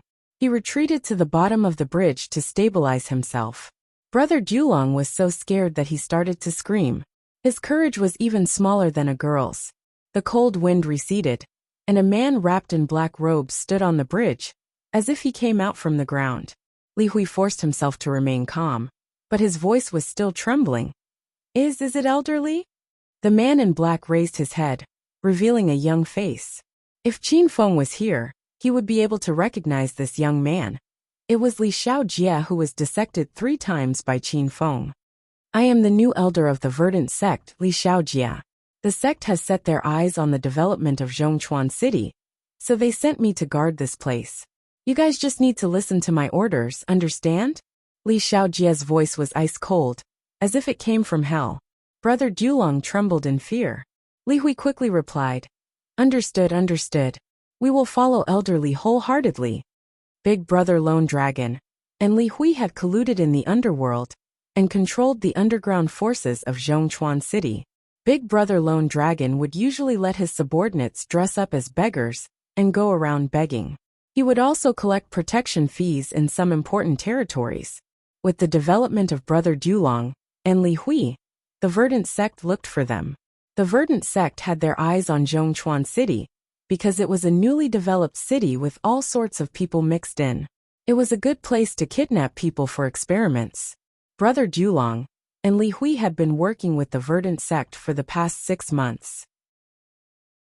Every month, they would kidnap some outsiders for the Verdant sect, and the Verdant sect would reward them with a large sum of money and jewels. The Verdant sect had taken the two's capture seriously. They had sent Li Xiaojie here to prevent similar incidents from happening again. Li Hui and Brother Dulong had heard of how terrifying China's Verdant sect was. In front of Li Xiaojie, they didn't dare to be careless. Tell me who captured you? Li Xiaojie asked. He was satisfied with Li Hui and Brother Dulong's performance. It's the new director of Zhongchuan City's Public Security Bureau, Li Ya, and a very ugly man, Li Hui quickly replied. Brother Dulong became angry when he heard Qin Feng's name. He added, Elderly, that ugly man is very powerful. He injured a dozen of my brothers.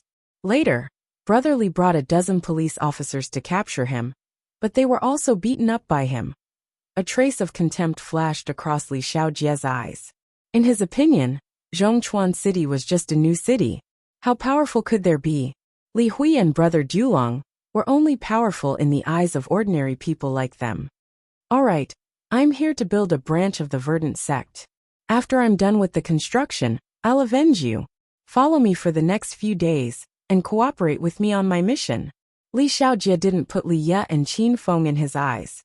Elderly, the one-eyed dragon and I pledge our lives to serve you. This night was destined to foreshadow the future of Zhongchuan City. Because the people of the Verdant sect had arrived, a ward in the first hospital of Zhongchuan City was not peaceful either. Xiaobin was lying on the bed, grimacing in pain. His body was covered in bandages, making him look like a zombie. Fei Fei sat by the bed and took care of Xiaobin. However, she was very careful, afraid that she would offend Xiaobin, because Xiaobin was currently angry. Zheng Shuai, you son of a bitch, how dare you find someone to mess with me? You don't want to stay in the Chinese entertainment circle anymore. Do you think I, Xiaobin, am a vegetarian? Just you wait. I'll make you kneel and beg me in a few days. Xiaobin grimaced in pain while cursing. He didn't know how many times he had cursed Qin Feng's ancestors. But even so, he still didn't feel satisfied. Fei Fei, what the fuck are these things you found? How dare you beat me up? How can you do things? After cursing Qin Feng, Xiaobin began to reprimand Fei Fei. Fei Fei was so frightened that her delicate body trembled. She quickly bent down and pressed her exposed white breasts on Xiaobin's face. She rubbed against him and acted like a spoiled child. Ayo, Director Zhao, don't be angry. I didn't know those hoodlums would betray me. It's my fault this time. I know I was wrong, okay? Please forgive me this time. Fei Fei was a little vixen, seducing Xiaobin with her beauty. Coincidentally, Xiaobin was a pervert. The two of them were in cahoots with each other. Xiaobin smelled the fragrance on Fei Fei's breasts, and the anger in his heart instantly dissipated. He couldn't help but open his mouth and bite down hard. Fei Fei started to scream in pain. Fortunately, the two of them were staying in a VIP ward, and Xiaobin was the only patient. Otherwise, the scene in front of them would be indecent. After nibbling for a while, Xiaobin stopped when the snow-white skin on Fei Fei's chest was red and swollen. If it wasn't for the fact that his whole body was wrapped in bandages, he would have pressed Fei Fei down and done it again. Director Zhao, now you feel good, right? Fei Fei leaned in Zhao Bin's arms, and her hand was still touching Zhao Bin's thigh. Yes, but if I can beat that ugly freak up, I'll feel even better. Zhao Bin was still thinking about teaching Qin Feng a lesson. Director Zhao, that ugly freak is just a newcomer. If you want to beat him up, it'll be a piece of cake. Fei Fei's eyes flickered with a sinister light. What good idea do you have? Tell me. Zhao Bin immediately became spirited. He pinched Fei Fei's chest with one hand, and Fei Fei screamed in pain again. Director Zhao, be gentle. Doesn't that ugly freak want to be a singer? We must stop him. With Director Zhao's position in Starlight Media, it should be very easy to ban such a newcomer. Fei Fei revealed the plan in her heart. Zhao Bin listened and clapped his hands. Previously, he wanted to beat Qin Feng up to vent his anger, but he forgot his power in the entertainment circle. Okay, let's do that. Zheng Shuai, oh Zheng Shuai, who asked you to offend me? I'll let you know what means is. Chapter 881. Time passed really fast as the growth of Qin Feng's popularity, under the double recommendation of Rao Sherman and Li Ya, and Qin Feng's continuous uploading of new videos. The number of Qin Feng's Weibo fans had already exceeded the 3 million mark. However, Ma Xinxin discovered a very serious problem. The number of fans hadn't increased explosively for a long time. Xinxin, how's the situation today? Did the number of fans break 5 million?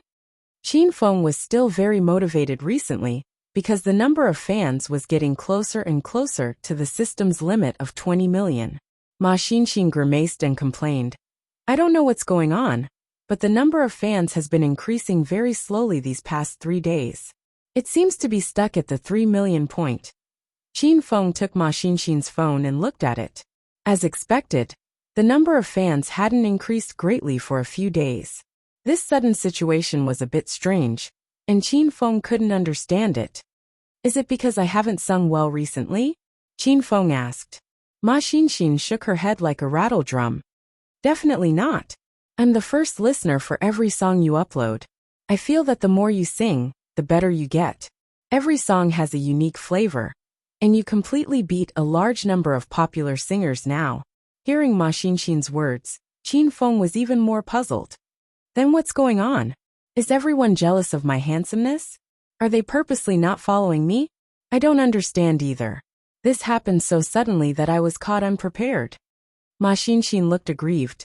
It was clearly Qin Feng who was a star, but when she saw Qin Feng's hard work suddenly being stuck, Ma Xinxin was even more upset and nervous than Qin Feng.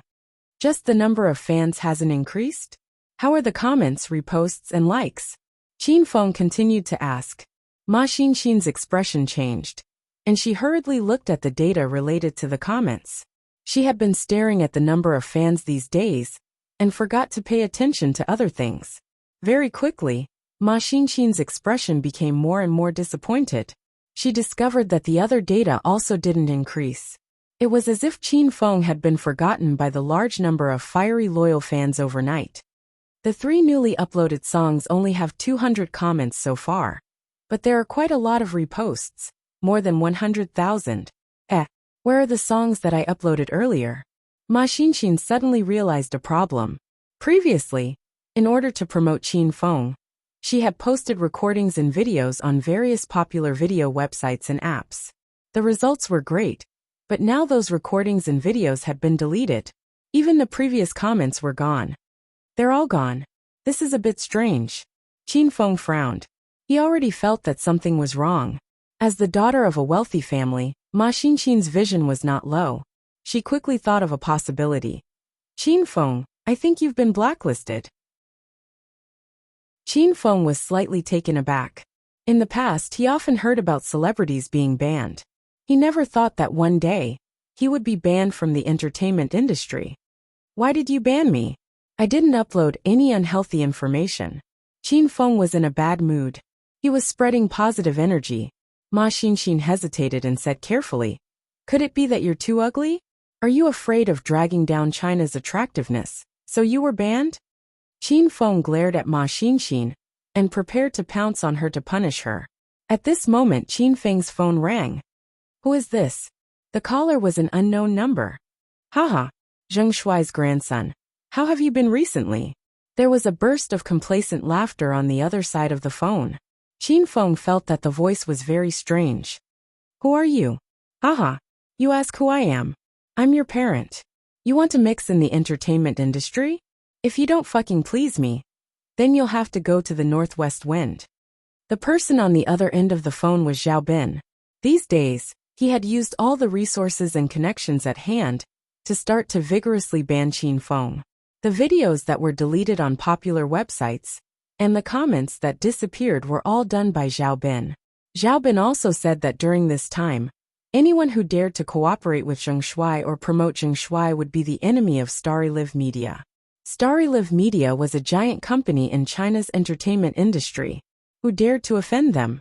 Although Qin Feng couldn't guess Zhao Bin's identity, he guessed the man's intention. Are you the one who has been banning me recently? Oh, you're not stupid, kid. You finally know that someone is banning you? How about it? It's great to be banned, isn't it? This is just the beginning. Just wait to eat and vomit in the future. Zhao Bin admitted the fact that he was being banned, and Qin Feng was very angry. Qin Feng didn't become a star for the sake of being a star. He wanted to complete the system's mission as his goal. Someone dared to hinder the progress of Qin Feng's mission. Qin Feng absolutely could not allow such a person to appear. Tell me, who are you? Where are you? I'm going to find you now. Qin Feng's voice was cold. Zhao Bin ignored Qin Feng's threat and said with a playful smile, Grandson, listen carefully. My name is Zhao Bin. I'm drinking coffee in the boss's office on the top floor of Starry Live Media in Zhongchuan City. Hurry up and kowtow to me and admit your mistake. Otherwise, don't think about mingling in the entertainment industry. Before Zhao Bin finished speaking, Qin Feng had hung up the phone, picked up his coat, and went outside. Qin Feng, where are you going? Although Ma Xinxin didn't hear what Zhao Bin said, she had already noticed that Qin Feng's face was not right, so she quickly caught up. Someone is indeed banning me. I'm going to settle accounts with him now. Qin Feng pressed Ma Xinxin's shoulder and said, You don't have to worry about me. Wait for me at home for dinner. Ma Xinxin disagreed. Although she knew that Qin Feng was very skilled, Ma Xinxin couldn't help but worry about Qin Feng. No, I want to go with you. When Qin Feng learned that someone dared to ban him, he was so angry that he rushed to clean up the person. Okay, then you follow me. Don't be scared by the bloody scene later. At the bottom of the Starry Live Media building in Zhongchuan City, a crooked man in cheap black sportswear stood at the bottom of the building, but beside him stood a beautiful young girl. This pair of toad beauties was very eye-catching. Any passerby couldn't help but take a few glances. Qin Feng and Ma Xinxin just got off the taxi. On the way, Qin Feng sent a text message to Yang Can. Sir, this is Starry Live Media Company. What can I do for you? As soon as Qin Feng entered the building, a beautiful receptionist came up to greet him. Take me to see Zhao Bin. Qin Feng didn't talk nonsense. The beautiful receptionist was stunned for a moment. Just as she was about to make a phone call to ask Director Zhao, a man in a security uniform came over. You're Zheng Shuai. When the beautiful receptionist heard the two words Zheng Shuai, her eyes immediately lit up and stared straight at Qin Feng. She was also Qin Feng's fan. Lead the way. Since the security guard could call out Zheng Shuai's name, Qin Feng knew that this person must have been called down by Zhao Bin to specifically wait for him. Without saying anything, he followed the security guard upstairs. The three of them took the elevator all the way to the top floor, and finally arrived at the innermost office door. Director Zhao, I've brought him. The security guard pushed the door open. A man and a woman were hugging and kissing wildly in the room. The security guard acted as if he didn't see anything, and even tilted his head, not daring to look around. One of Zhao Bin's arms and one of his legs were still wrapped in bandages. It seemed that the group of people in white suits had really been ruthless last time. Zhao Bin let go of Fei Fei in his arms, and his gaze fell on Qin Feng. His eyes flickered with a playful smile. Haha, isn't this Zheng Shuai, who has recently risen in the music industry? Your grandson is finally here. Zhao Bin hated Qin Feng to death these past few days. Seeing Qin Feng finally come, he was indescribably happy. Qin Feng, and Ma Xinxin had already walked into the room. Xiaobin wanted to continue mocking Qin Feng, but his gaze suddenly fell on Ma Xinxin, and he couldn't take his eyes off her. Actually, Xiaobin's personal assistant Fei Fei was also a pretty stunner. However, that woman mainly relied on makeup and dressing to be more beautiful. Moreover, Fei Fei had mingled in society for many years and was covered in a sleek, worldly air. How could she compare to the youthful and beautiful Ma Xinxin in front of him? "You're Xiaobin? You're secretly banning me?" Qin Feng swept his gaze over Xiaobin. This was just a normal person. Xiaobin regained his senses with great difficulty and couldn't help but look at Ma Xinxin a few more times. Then he turned his gaze to the security guard. Xiaobin gave the security guard a look, and the security guard closed the door and retreated. Xiaobin didn't call any extra people over, because he believed that he held the power of Qin Feng's life and death in his hands. He didn't care about Qin Feng at all. "That's right, your elder is Xiaobin. Your elder is banning you. What can you do to your elder?" Xiaobin smiled playfully as he looked at Qin Feng. From time to time, he would glance at Ma Xinxin's thigh. Fei Fei was an astute woman. She quickly saw that Xiaobin was interested in Ma Xinxin. Fei Fei immediately felt a strong hostility towards Ma Xinxin. She immediately walked up and hugged Xiaobin's arm. Then she started rubbing her chest against him. "Stinking brat. Why aren't you kneeling and begging for mercy when you see our chairman Zhao? You dare to mingle in the entertainment industry with looks like yours? Haha, I really admire your courage. And you bitch, where did you come from? This has nothing to do with you. Hurry up and scram." After Fei Fei yelled at Qin Feng, she glared at Ma Xinxin. This was her number one enemy. "Fei Fei, shut up. How can you talk to a little beauty like this? Those who come are guests and I, Xiaobin, am a hospitable person. Hurry and invite the little beauty to a seat, and pour me a cup of coffee." Xiaobin used to like Fei Fei the little vixen, but after seeing Ma Xinxin, Xiaobin immediately became hostile. He flung Fei Fei's arm away and angrily scolded her. Fei Fei was furious, but she didn't dare go against Xiaobin's wishes. She glared fiercely at Ma Xinxin and went to pour the coffee. "There's no need for that. I came here with my boyfriend to ask you why you banned him. I don't think we've offended you." Ma Xinxin didn't want to have anything to do with Xiaobin. She could tell that Xiaobin was interested in her. However, when she saw Xiaobin's lecherous gaze, Ma Xinxin felt disgusted. Chapter 882. Xiaobin was using an old trick. Almost every time he saw a beauty that caught his eye, he would use this trick to pick them up. Xiaobin had tried this trick many times, but it didn't work on Ma Xinxin at all. "Don't talk nonsense. I don't plan to be a star. I'm here with my boyfriend to warn you. Don't ban my boyfriend again. Otherwise, I'll report you for malicious assault." Ma Xinxin understood everything after knowing Xiaobin's identity. A few days ago, a group of strong men broke into Ma Xinxin and Qin Feng's residence to make trouble. Later, they were knocked down by Ma Xinxin. The leader admitted that it was Mr. Zhao of Starry Live Media who asked them to make trouble. Now Xiaobin began to ban Qin Feng. "Little beauty, don't be so hasty to make a decision. There's no future for you to follow that ugly man. He's already been banned. You'll only live a life of eating and vomiting if you follow him." Xiaobin didn't mind being rejected. He was confident that he could take down Ma Xinxin. "I'll be happy even if I eat and vomit. It's none of your business. Beauty, why are you so stupid? I'm not in a hurry anyway. Think about it more. I'll give you time." Xiaobin looked at Ma Xinxin with a smile. The more he looked at her, the more he liked her. Ma Xinxin was really scared by his stare. She said coldly, "Tell me, what do I have to do to get rid of my boyfriend's ban?" "Well, that depends on your performance, little beauty. It just so happens that I'm short of a personal assistant. If little beauty is willing to be my assistant, then I'll consider letting that ugly man off the hook." Xiaobin smiled playfully. His personal assistant was just like Fei Fei. They didn't have to do anything but take care of his body every day. "Director Zhao, boo-hoo, I'm just your personal assistant. Why are you looking for someone else?" Fei Fei hurriedly acted coquettishly to Xiaobin.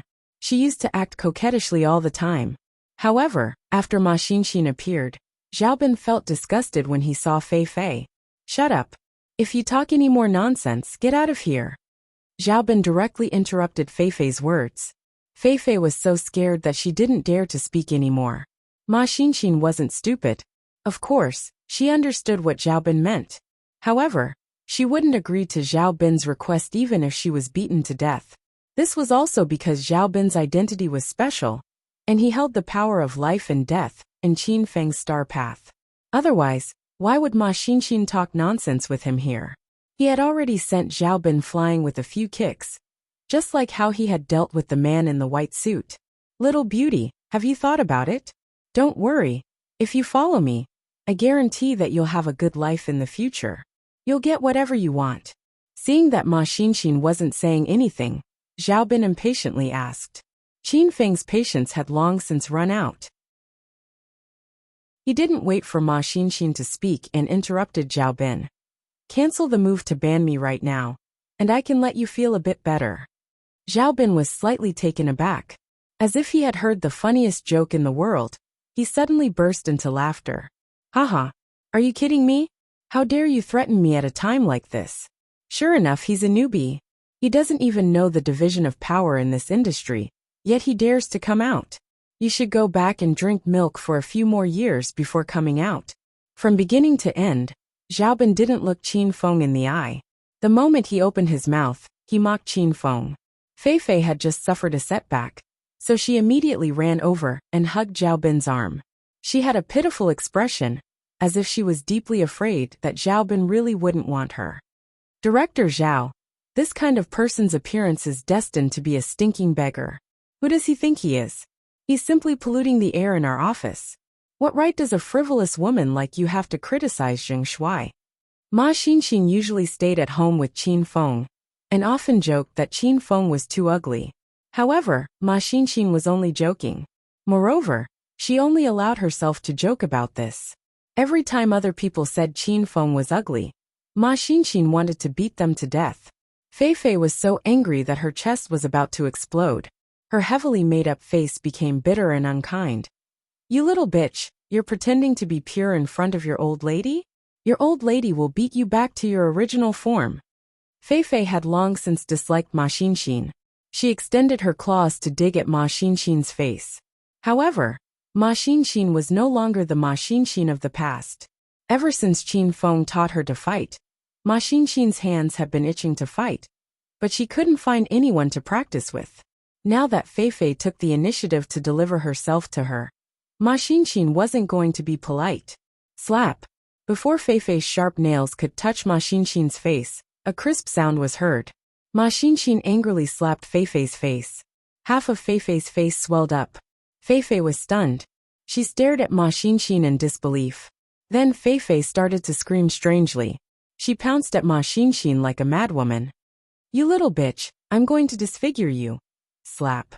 Ma Xinxin was very calm. She quietly stood where she was, and didn't move half a step. She raised her lily-white hand and slapped Fei Fei's face again. This time, she slapped the other side of her face.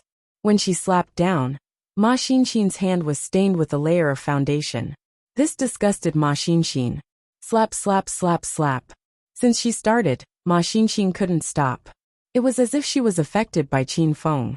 Fei Fei's head swayed left and right from the slap.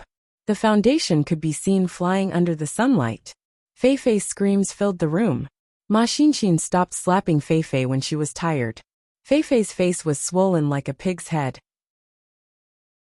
The foundation and makeup on her face were gone. Her original appearance shocked Qin Feng. This woman didn't look any better than him. She slapped Fei Fei 18 times in a row, but it was done in an instant. Xiaobin couldn't come back to his senses. He thought Ma Xinxin looked pure and lovely. He didn't expect this woman to be so cruel. Zhao, I want you to cancel the ban on Zheng Shuai now. Otherwise, you'll end up like that woman. After Qin Feng trained Ma Xinxin, she became an all-around manager. Now, Ma Xinxin didn't even need Qin Feng to show up. Ma Xinxin had said everything she needed to say. Qin Feng thought this Ma Xinxin was very good. However, there was one flaw. If he slept with this woman, it would be perfect. Why you dared to hit someone in my office? Why you'll regret it. Xiaobin came back to his senses. His heart was a little nervous. He thought he controlled Qin Feng's star path, and Qin Feng would obediently kneel and beg for mercy. Now it seemed that wasn't the case. Looks like you don't understand. Then I'm going to make my move. Ma Xinxin wouldn't be soft-hearted towards a bad guy like Xiaobin. Seeing that Ma Xinxin really raised her hand to slap him, Xiaobin was so scared that he screamed, Someone come quickly. Rebellion, someone is rebelling in my territory. Slap. As soon as Xiaobin finished shouting, Ma Xinxin slapped him. Just as she was about to slap him a second time, a group of people suddenly rushed in. However, these people weren't security guards, because none of them wore security uniforms. A total of 6 people came in. All of them were dressed in suits and leather shoes. They looked very dignified. It was obvious that they were people of high status. Ma Xinxin stopped and hurriedly returned to Qin Feng's side. She looked like she wanted to protect Qin Feng at all times. Xiaobin was stunned when he saw the people who came. In the next second, he threw himself at them and shouted in surprise as if he had seen his own father. Chairman Du, why you're here? You really came at the right time. There's a stinky brat causing trouble in the branch here. Chairman Du, you must uphold justice for me. A group of 6 people came in. The leader standing in the front was around 40 years old.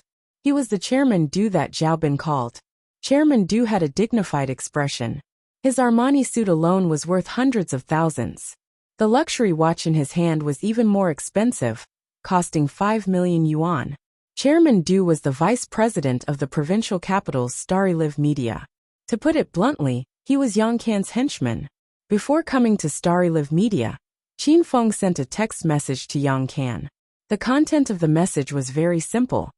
Little Can, I have a little brother named Zheng Shuai. He wanted to develop into a singer, but he was banned by Chairman Zhao of your Zhongchuan branch. Do as you see fit.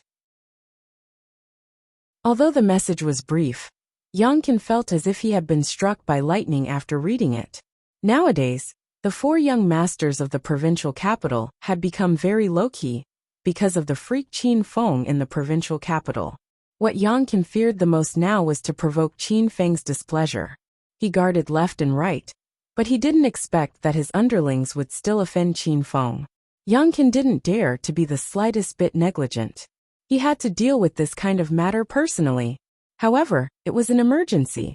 Even if Yang Can could fly, he couldn't rush to Zhongchuan City in a short time. He immediately called Chairman Du in Hong Kong.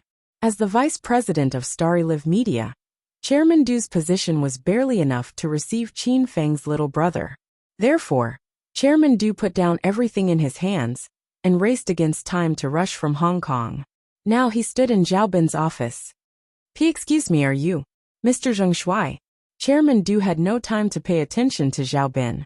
He quickly walked to Qin Feng's side respectfully. The situation kept changing. Ma Xinxin was dumbfounded. Qin Feng's expression didn't change at all. He had already guessed that Chairman Du was sent by Yang Can. I'm Zheng Shuai, said Qin Feng. After confirming Zheng Shuai's identity, Chairman Du couldn't wait to kneel in front of Qin Feng and talk to him. He quickly smiled and said, Hello, Mr. Zheng Shuai. I'm the vice president of Starry Live Media's Beijing head office. You can call me Xiaodu. Our company's boss, young master Yang Can, admires your singing very much. He wants to promote you. I hope Mr. Zheng Shuai can give us this opportunity. Chairman Du's attitude toward Qin Feng was extremely respectful. Everyone in the room was dumbfounded. When Qin Feng rejected Zhao Bin's invitation, he told Ma Xinxin that Yang Can was his little brother. Ma Xinxin didn't believe him at that time, but at this moment, she began to believe him. After Feifei was slapped by Ma Xinxin, she sat on the ground and screamed. At this moment, she forgot to scream in pain and looked at the scene in front of her in disbelief. The most shocked person was Zhao Bin. He never expected that young Master Yang Can would take a fancy to Zheng Shuai. He even wanted to promote Zheng Shuai. Did young Master Yang take the wrong medicine? Zheng Shuai was so ugly. You don't have the right to talk to me about this. If you want to cooperate with me, get Yang Can to come see me. Chapter 883. The 4 young masters of the provincial capital were very famous in China. Most people would not offend these four families. However, in Qin Feng's eyes, Yang Kin was like a wild dog. Chairman Du wiped the cold sweat off his forehead. Before he came, Yang Kin repeatedly told him to treat Zheng Shuai well. However, Chairman Du did not expect Zheng Shuai to be so arrogant that he even dared to scold young Master Yang. This time, Mr. Du didn't know what to say. Stinking brat, what are you talking about? How dare you insult young Master Yang? The brief silence was broken by Zhao Bin. Zhao Bin felt that he should do something to redeem himself. When he heard Qin Feng scolding Yang Can, Zhao Bin knew that his chance to turn the tables had finally arrived. Chairman Du, this brat is just a newbie, and he's so ugly. I don't think it's necessary to spend resources to promote him. You heard what he said just now. Chairman Du, this person is too arrogant. He doesn't even respect young Master Yang. How can we tolerate such a wretch behaving atrociously here? I think we should just arrest him. Shut up. Zhao Bin blabbered a bunch of bad things about Qin Feng. He wanted to sow discord between Chairman Du and Qin Feng. However, before he could finish, Chairman Du could not hold it in anymore and rebuked Zhao Bin. Zhao Bin, who do you think you are? I'm chatting with Mr. Zheng Shuai. Do you think you have the right to speak? Hurry up and get lost. I get angry when I see you. Chairman Du could not figure out Zheng Shuai's identity, but Yang Can had repeatedly told him to treat Zheng Shuai well. Even if Qin Feng scolded Yang Can, Chairman Du could not afford to offend Qin Feng. He could only think of a way to delay for a while, and wait for young Master Yang Can to come and deal with it himself. Zhao Bin was dumbfounded by Chairman Du's scolding. He even suspected that he was dreaming. He's just a newbie, Zheng Shuai. Is there a need to please him so much? He's fine even if he scolded young Master Yang. Chairman Du, are you muddle-headed? That brat was scolding young Master Yang just now. Since you don't care about this, I'll call young Master Yang now. Zhao Bin had never suffered such humiliation before. He threw caution to the wind. I don't care if you're Chairman Du or Chairman Ma. I'll call Yang Can and ask young Master Yang to help me. Slap. Zhao Bin had just taken out his phone when Mr. Du slapped it away. After slapping the phone away, Mr. Du did not stop at all. He waved the phone randomly at Zhao Bin's face. Pa pa pa. The rhythmic sound of slaps echoed in the office, and Zhao Bin was completely stunned. Fei Fei was even more dumbfounded when she saw this scene. How could Fei Fei not know Mr. Du's identity? Seeing Mr. Du hit someone, Fei Fei didn't even dare to let out a fart. Mr. Du, you please stop. Zhao Bin let out a blood-curdling scream before he finally regained his senses. His ferocious expression made it seem as if he wanted to retaliate. Stop. I'll hold your numb hand. President Du's status was high and mighty. He was inexplicably called to Zhongchuan City by Yang Can and had to curry favor with a newcomer like Zheng Shuai. How could he not have any resentment in his heart? These resentments just happened to be vented on Zhao Bin. Motherfucker, you idiot. I'm going to kill you. Zhao Bin had been continuously beaten recently, and he was forced into a corner.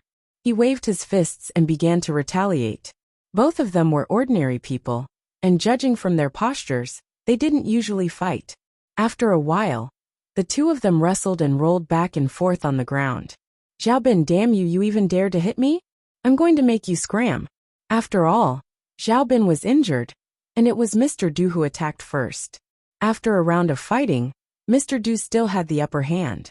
At this time, he sat on Zhao Bin's body and fiercely punched his face.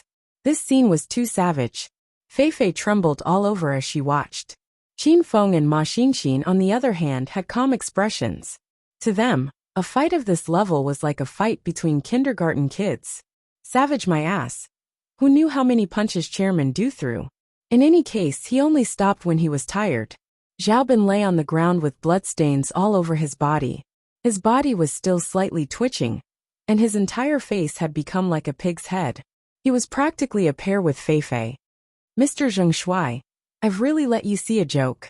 That bastard took the wrong medicine today. He's much more well-behaved after I taught him a lesson. Mr. Du endured the pain in his body and ran over to greet Qin Feng. Qin Feng was too lazy to talk nonsense and said directly, You came at the right time. Hurry up and cancel the action to ban me.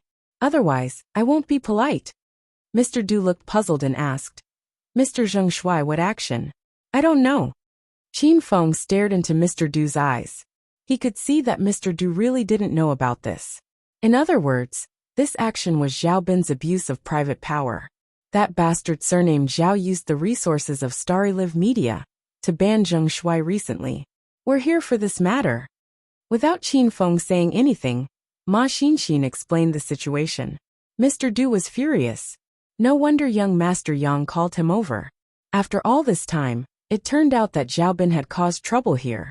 Mr. Zheng Shuai, our Starry Live Media headquarters didn't know about this. It must be that idiot Zhao Bin who abused his private power. I'll call young Master Yang now and explain the matter. President Du had already made a call. His heart was in a mess. He still couldn't figure out Zheng Shuai's identity. Just now, Zheng Shuai had scolded young Master Yang. President Du didn't know if he would be scolded. Xiao Du, have you seen Zheng Shuai? The phone rang twice before it was connected. Young Master Yang, I have. Mr. Zheng Shuai said that Zhao Bin is banning him and wants us to cancel the action. Mr. Du didn't talk nonsense and explained the whole matter in a few words. Yang Qin had just boarded a private plane and was rushing to Zhongchuan City. He was so angry that he almost smashed his phone. Fuck Zhao Bin's mother. Why is he banning Zheng Shuai for no reason? Hurry up and cancel the action. Take good care of Zheng Shuai like you treat your grandfather. I'm on my way. If anything goes wrong, I'll take care of you. The phone had been hung up. Mr. Du's shirt was drenched in sweat. However, Mr. Du was very glad that he had just chosen the right team. Fortunately, he didn't offend Zheng Shuai. Otherwise, he would have ended up like that idiot Zhao Bin. Mr. Zheng Shuai, young Master Yang said that this is all a misunderstanding. Our Starry Live Media will immediately cancel the ban on you and fire Zhao Bin. In order to make up for the loss caused by this misunderstanding to Mr. Zheng Shuai, our Starry Live Media is prepared to promote Mr. Zheng Shuai in the following time. President Du was a flexible person. With just a few words, he arranged everything properly. This result was within Qin Feng's expectations, but Ma Xinxin was stunned. She was now sure that Yang Qin was really Qin Feng's little brother. At this moment, Ma Xinxin was confused. She couldn't figure out which of Qin Feng's previous words was true, which was false. You're responsible for dealing with this matter. Don't let that brat Yang Qin come, Qin Feng said unquestionably. Mr. Du didn't dare to go against Qin Feng's wishes. Okay, I'll definitely do it well. Please rest assured, Mr. Zheng Shuai. This is my little brother's business card. If there's anything, look for me at any time. Qin Feng took the business card, hugged Ma Xinxin, and swaggered out of Starry Live Media. After the two walked for a while, Mr. Du let out a long sigh of relief and sat down on the ground. The pressure brought by Qin Feng was too great. Just now Mr. Du had been pretending to be calm. In the next few days, the number of Qin Feng's fans began to increase explosively. Zhao Bin was violently beaten up by Mr. Du and then fired. Yang Qin learned that Zheng Shuai didn't let him go to Zhongchuan City. The plane was already halfway there, so he hurriedly turned around and retreated. Yang Qin didn't dare to offend Zheng Shuai, because this was the person Qin Feng specifically sent a text message to greet. Yang Qin told Mr. Du to stay in Zhongchuan City, and specifically serve Zheng Shuai. These days, Qin Feng sang a few new songs. Every time the video was uploaded, the large video websites under Starry Live Media immediately pinned it to the top and continuously recommended it. It was hard for Qin Feng not to become popular. Aha! Crazy Qin Feng, your fans are crazy. These days Ma Xinxin often screamed. Her voice was somewhat ambiguous, and Qin Feng almost couldn't hold it in several times. Weibo fans broke 10 million. The new song that was just uploaded broke 500,000 views in an hour, 50,000 shares, 30,000 comments. Ma Xinxin looked at the data that changed every minute and danced with joy. Qin Feng jumped onto the bed and looked at Ma Xinxin's big breasts. He really wanted to pull it open and see what it looked like. Qin Feng, Mr. Du looked for me this morning and said he wanted to help you produce an original album. Do you want to agree? Ma Xinxin said as she scrolled through the comments. If it can help me increase my fans, then I'll consider it. But I don't have time to compose my own songs and lyrics. Ask them to find someone to help me compose a song, and I'll just sing it. Qin Feng said he was very busy, but in fact, he slept at home every day. These days, Qin Feng was indeed very idle. Other than waking up every morning to kiss Ma Xinxin and absorb the poisonous gas, he spent the rest of his time watching TV or sleeping. With Ma Xinxin's help, Qin Feng's strength had already recovered to stage 8 inner qi. Qin Feng also discovered a good thing. The poisonous gas in Ma Xinxin's body was very pure. After using this poisonous gas to break through, Qin Feng's inner qi was even more powerful than when he was at stage 8 inner qi. You're really lazy. Then I'll tell Mr. Du to prepare a song. Ma Xinxin began to busy herself again. In this short half a month, she had become a strong woman. Although she was very tired and busy every day, Ma Xinxin's heart was sweet and warm. Ma Xinxin often thought how good it would be if time stopped in this half a month. Ma Xinxin really liked her current life. Qin Feng ran to sleep, and just as he fell asleep his phone rang. Who is it? Qin Feng was a little angry when he was woken up. Qin Feng, are you busy now? I want to see you. Li Ye's wronged voice came from the phone as if she was bullied. Little Ye, where are you? I'll go over now. Chapter 884. Qin Feng could tell that Li Ye seemed to be very helpless and needed someone's help. Qin Feng was no longer sleepy and immediately rushed to the coffee shop. Xiao Ye, what's going on? When Qin Feng arrived, Li Ye was already there. Just like last time, there were 2 cups of coffee on the table. Qin Feng took a cup and took a few sips. Every time Li Ye went out alone with Qin Feng, she would dress up meticulously. However, today she had only changed into a white sportswear and did not have any makeup on her face. Qin Feng, I've been under a lot of pressure recently. I can't take it anymore. The moment Li Ye saw Qin Feng, the strength and independence that she usually hid were all put away, revealing her most genuine and weak side in front of Qin Feng. Qin Feng pulled a chair and sat down beside Li Ye. He reached out and hugged Li Ye's small waist. Li Ye did not resist, and even cooperated by leaning her head into Qin Feng's embrace. In an instant, Li Ye felt a lot calmer. If you have any difficulties, just tell me. I'll think of a way to help you solve them. Qin Feng looked at Li Ye's pretty face and realized that this woman was truly beautiful. As expected of the most beautiful young lady in Hong Kong, for 3 consecutive terms. Li Ye was like a little woman.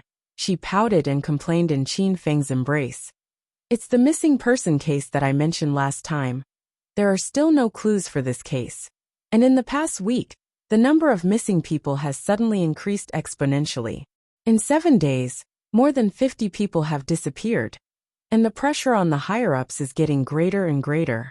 They have already issued a number 1 document, telling me to find an important clue within half a month, and solve the case within a month.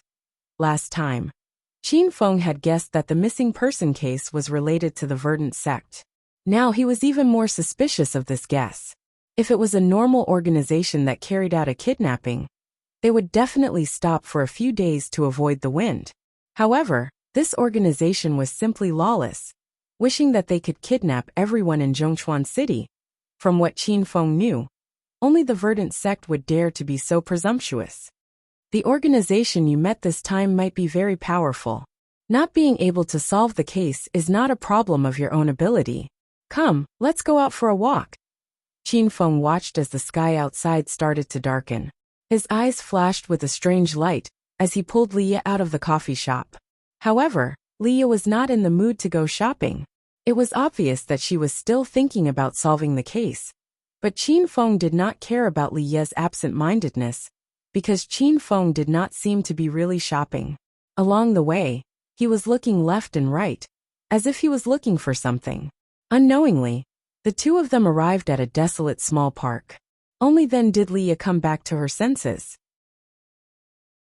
Seeing that Qin Feng had pulled her into a small park with no one around, she immediately became nervous. You, what do you want? Li Ye pushed Qin Feng away and retreated a few steps before stopping. She stared at Qin Feng vigilantly. I didn't do anything. Qin Feng was dumbfounded. The reason why he came to this deserted park at night was to lure the people of the Verdant sect over. When Qin Feng was shopping just now, he discovered some suspicious people. Qin Feng purposely followed those people, and in the end, he walked to this desolate place. Then, Qin Feng discovered that those people had hidden themselves and had been following him and Leah. You don't play dumb. Why did you bring me here in the middle of the night? This is a place for couples to meet up. Leah did not believe Qin Feng at all. Last time at their residence, Leah had hugged Qin Feng and slept together for an entire night.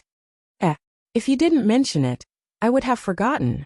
This place is indeed very suitable for a wild battle. Qin Feng smiled as he looked at Leah.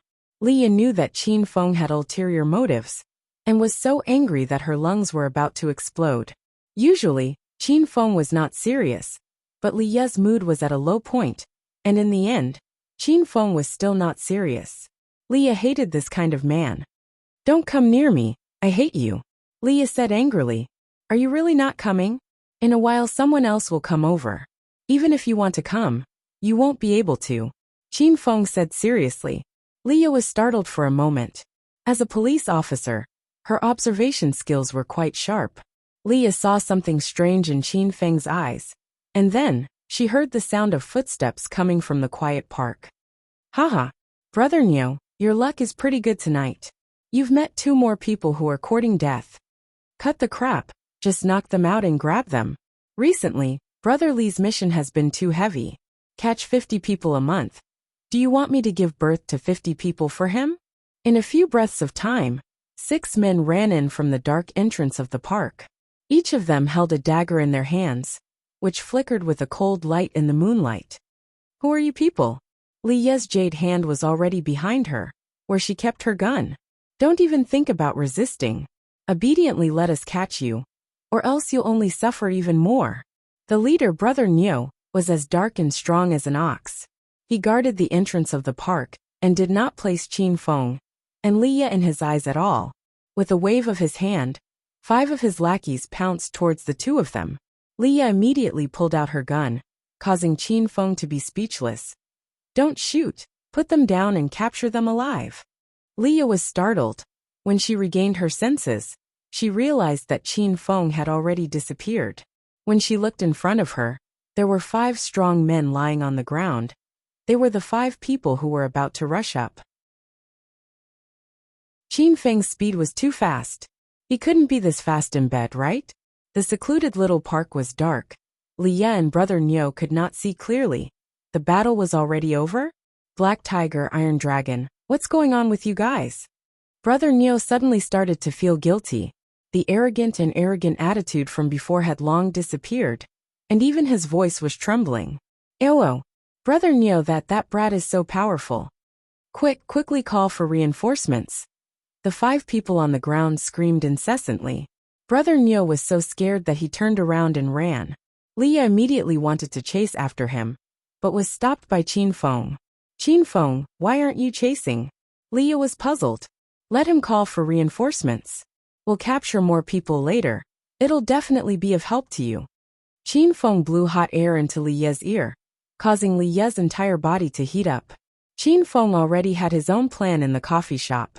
He had helped Lu Bingbing solve the missing persons case in Acropolis City, so he had a better understanding of the verdant sex methods. Qin Feng purposely waited until night to bring Leah out to go shopping, and purposely walked to a park with few people, in order to lure the verdant sex people to kidnap him and Leah. Qin Feng was using himself as bait, waiting for the verdant sex people to take the bait. Leah still did not understand Qin Feng's intentions, but Qin Feng definitely had his reasons for doing so.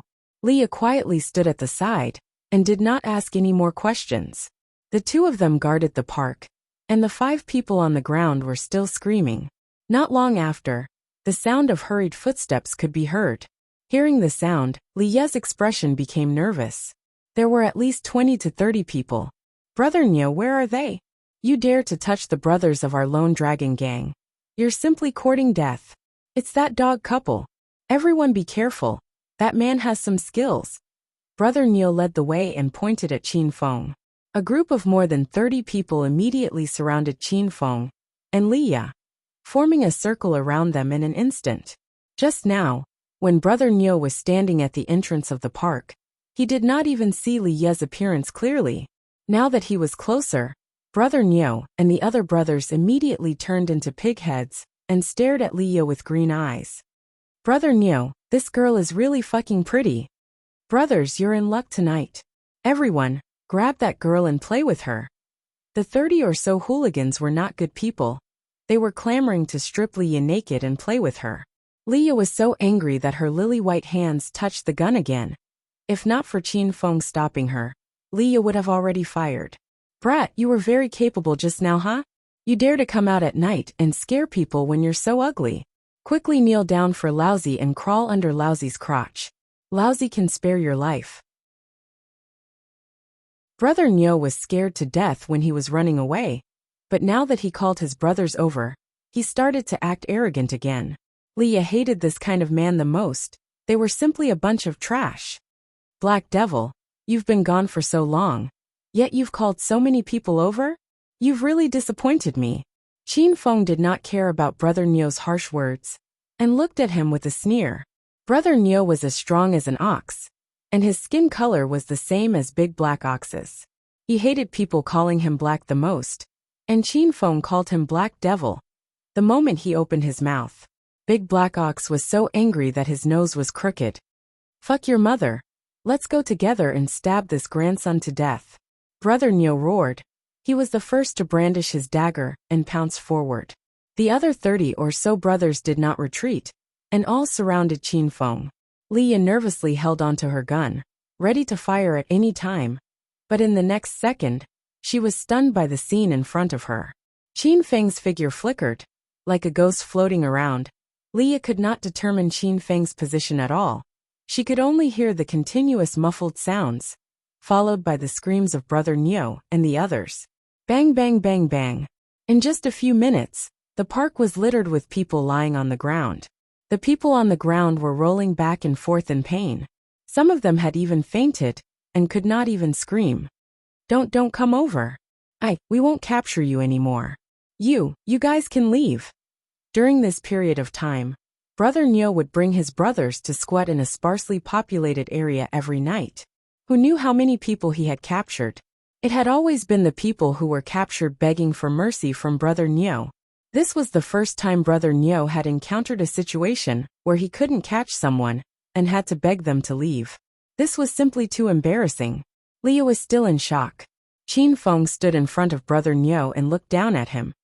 Do you think I'll leave just because you tell me to? Wouldn't that be very embarrassing? Brother Neo was speechless. He felt that he had met a fool tonight. Did you have to be kidnapped to be happy?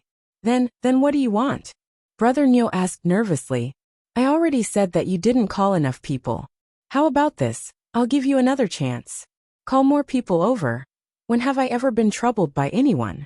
If you don't fight me to the death tonight, I won't let you guys off so easily. Qin Feng had a relaxed and casual expression on his face.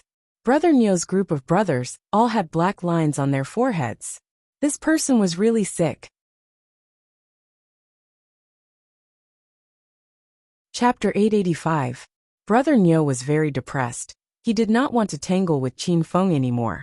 But in the end, this person pestered him. At the same time, Brother Neo was also very angry. As an old member of the Lone Dragon Gang, when had Brother Neo ever been bullied in Zhongchuan City? Today, he had brought a group of brothers to be beaten up. If he did not get back at them, how would he be able to survive in Zhongchuan City in the future? Alright, that's what you said.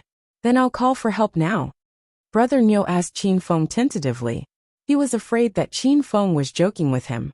Call as many people as you can, or else it won't even be enough for me to warm up. Qin Feng had a look of disdain on his face, angering Brother Neo to the point that his lungs were about to explode. Because of Qin Feng's strength, Brother Neo could not say anything harsh. He took his phone and went to the side to call for help. When the people came, Brother Neo would teach Qin Feng a lesson. Li Ye was becoming more and more unable to understand Qin Feng. She could not understand why he was fighting with a group of hoodlums. Qin Feng, let's go. Don't bother with these scum. Li Ye came up and pulled Qin Feng's arm. Although Qin Feng was very powerful, Li Ye was still a little worried. How can we leave now? I've already said that I'll beat up as many people as they send. Do you want me to lose face here? But Leah wanted to persuade Qin Feng again. But she suddenly felt a burning pain on her buttocks.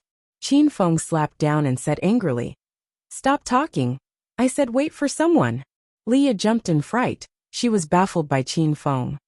"You lunatic, I can't be bothered with you." Leah was a little angry. She sat on a stone bench with a cold face and did not look at Qin Feng again. Brother Niu and the others on the ground had been secretly staring at Qin Feng the entire time. Seeing Qin Feng's arrogant and despotic attitude, these usually arrogant hoodlums were all angered to death. "Black Tiger, Iron Dragon, you guys also call your brothers over." The more Brother Niu thought about it, the angrier he became. He secretly called out to his two brothers. The two of them also ran to make a call and told their other brothers. All of a sudden, all the gangsters who were beaten up couldn't swallow their anger. They all ran to call for help. No matter how many people they called, they could only try their best to call more people over. Leah sat at the side and pretended to ignore Qin Feng. But she was secretly paying attention to the situation on Qin Feng's side. Seeing that Qin Feng was allowing those hoodlums to call for reinforcements, Leah was so angry that her teeth were about to shatter. "Brother Niu, I've called 5 brothers over. I called 10 from my side. I reckon that there will be more than 100 brothers coming. Just a mouthful of saliva from each of them will be enough to drown that fool. Wait until we've dealt with that fool. Then we'll all play with his woman. That chick is really pretty. Just looking at her makes me excited." After everyone finished their calls, they gathered together to count the number of people. When they found out that there were more than 100 people coming to help, Big Brother Niu and the others instantly felt confident. Why would they be afraid of Qin Feng? "Qin Feng, if you're not leaving, I'll go back by myself." Leah's heart became more and more uneasy. She stood up and walked out of the park. After taking 2 steps, Qin Feng pulled her into his embrace and pressed Leah down on the stone chair. "Don't go anywhere, just sit here. Wait for me to finish taking care of these people." After Qin Feng finished speaking, his figure had already disappeared. Leah looked at the entrance of the park in a daze and was immediately scared stiff. There was a black mass of people pouring in, and at a rough estimate, there were over 100 people. A group of people all came with weapons. Steel pipes, machetes, and other weapons reflected a cold light under the moonlight. These people purposely dragged their weapons on the ground, making an ear-piercing sound of metal rubbing against each other. Not long later, the black mass of people had already arrived at Leah's side, and Qin Feng had long since disappeared. Leah was like a little lamb as she sat pitifully on the stone bench, her jade-like hands tightly grabbing onto the gun at her waist to find a sense of security. "Brother Niu, the brothers are here. Which blind brat offended you? I heard that kid is very arrogant. Let's have as many people as possible. I want to see if he has 3 heads and 6 arms or 2 balls. I alone will chop him to death." More than 100 hoodlums rushed into the park, shouting and yelling. It was extremely chaotic. Leah's body started to tremble. She kept looking around for Qin Feng's figure. Could it be that Qin Feng really left her behind? Where's that ugly freak? "Brother Niu, it's bad. That brat saw that our reinforcements had arrived and ran away in fright." "Motherfucker, what a coward. Since that ugly bastard ran away, then let's capture his woman and play with her to death with 100 people." Brother Niu looked around and realized that Qin Feng had really disappeared. The anger in Brother Niu's heart surged, and he pounced towards Leah, who was sitting on the stone chair. "Qin Feng, you bastard, quickly save me." Leah started to scream in fear. Even if she had a gun, she wouldn't be able to beat down more than 100 people. No one believed that Qin Feng would dare to come back. The more Leah resisted, the more excited these hoodlums became. Swoosh! The sound of the wind rang out, but it was covered up by the laughter. Brother Niu threw himself to Leah's side. His dirty hands were about to touch Leah's chest, but his hands never touched it, because his hands had already fallen to the ground. "Ah! Ah!" Leah started to scream. The scene in front of her was too strange. Leah's heart was about to jump out of her throat. Following that, Brother Niu's scream was even higher than Leah's dolphin sound. causing the eardrums of the group of hoodlums to explode. Brother Nyo, what happened to you? Hand, your father's hand is gone. Brother Nyo screamed for a long time before he finally managed to squeeze out a sentence. The moment these words left his mouth, the surrounding hoodlums were all scared half to death. This park was cold and gloomy, and there was no light. Brother Nyo's hand suddenly disappeared? This was too fucking scary. Brother Nyo, don't joke around. This joke isn't funny at all. Brother Nyo, are you trying to scare us away and take that beautiful girl for yourself? At most, we'll let you go first. Stop screaming like a ghost, it's really scary. The brothers were all quite frightened by Brother Nyo's ghostly cries. Everyone wanted to persuade Brother Nyo to stop, but Brother Nyo's hands were really broken. They had already fallen to the ground and were still twitching in the blood. Brother Nyo's screams could not stop at all. He was in so much pain that he wanted to die. Those brothers had already realized that something was wrong, and very quickly someone screamed, "Fuck, it's really broken. Brother Nyo's hand is crawling on the ground." Woozy, damn you, can you stop scaring people? Ah, Woozy isn't lying, he's crawling. Brother Nyo's hand is crawling on the ground. The 100 or so people were completely in an uproar. Just a moment ago, they were all aggressive and fearless. How long had it been since they arrived? All of them were so scared that they couldn't even walk. Shio shio shio. The wind whistled again, and this time, it was continuous. White light flickered in the crowd like floating fireflies. Immediately, screams sounded like thunder, and the entire small park was filled with the strong smell of blood. Leah was not injured, but she was also screaming.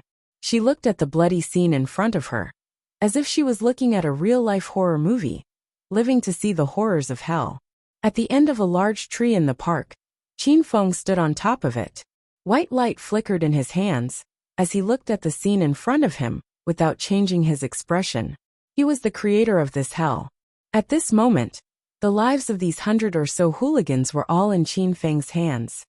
The wind whistling gradually subsided, and Qin Feng had unknowingly landed on the ground.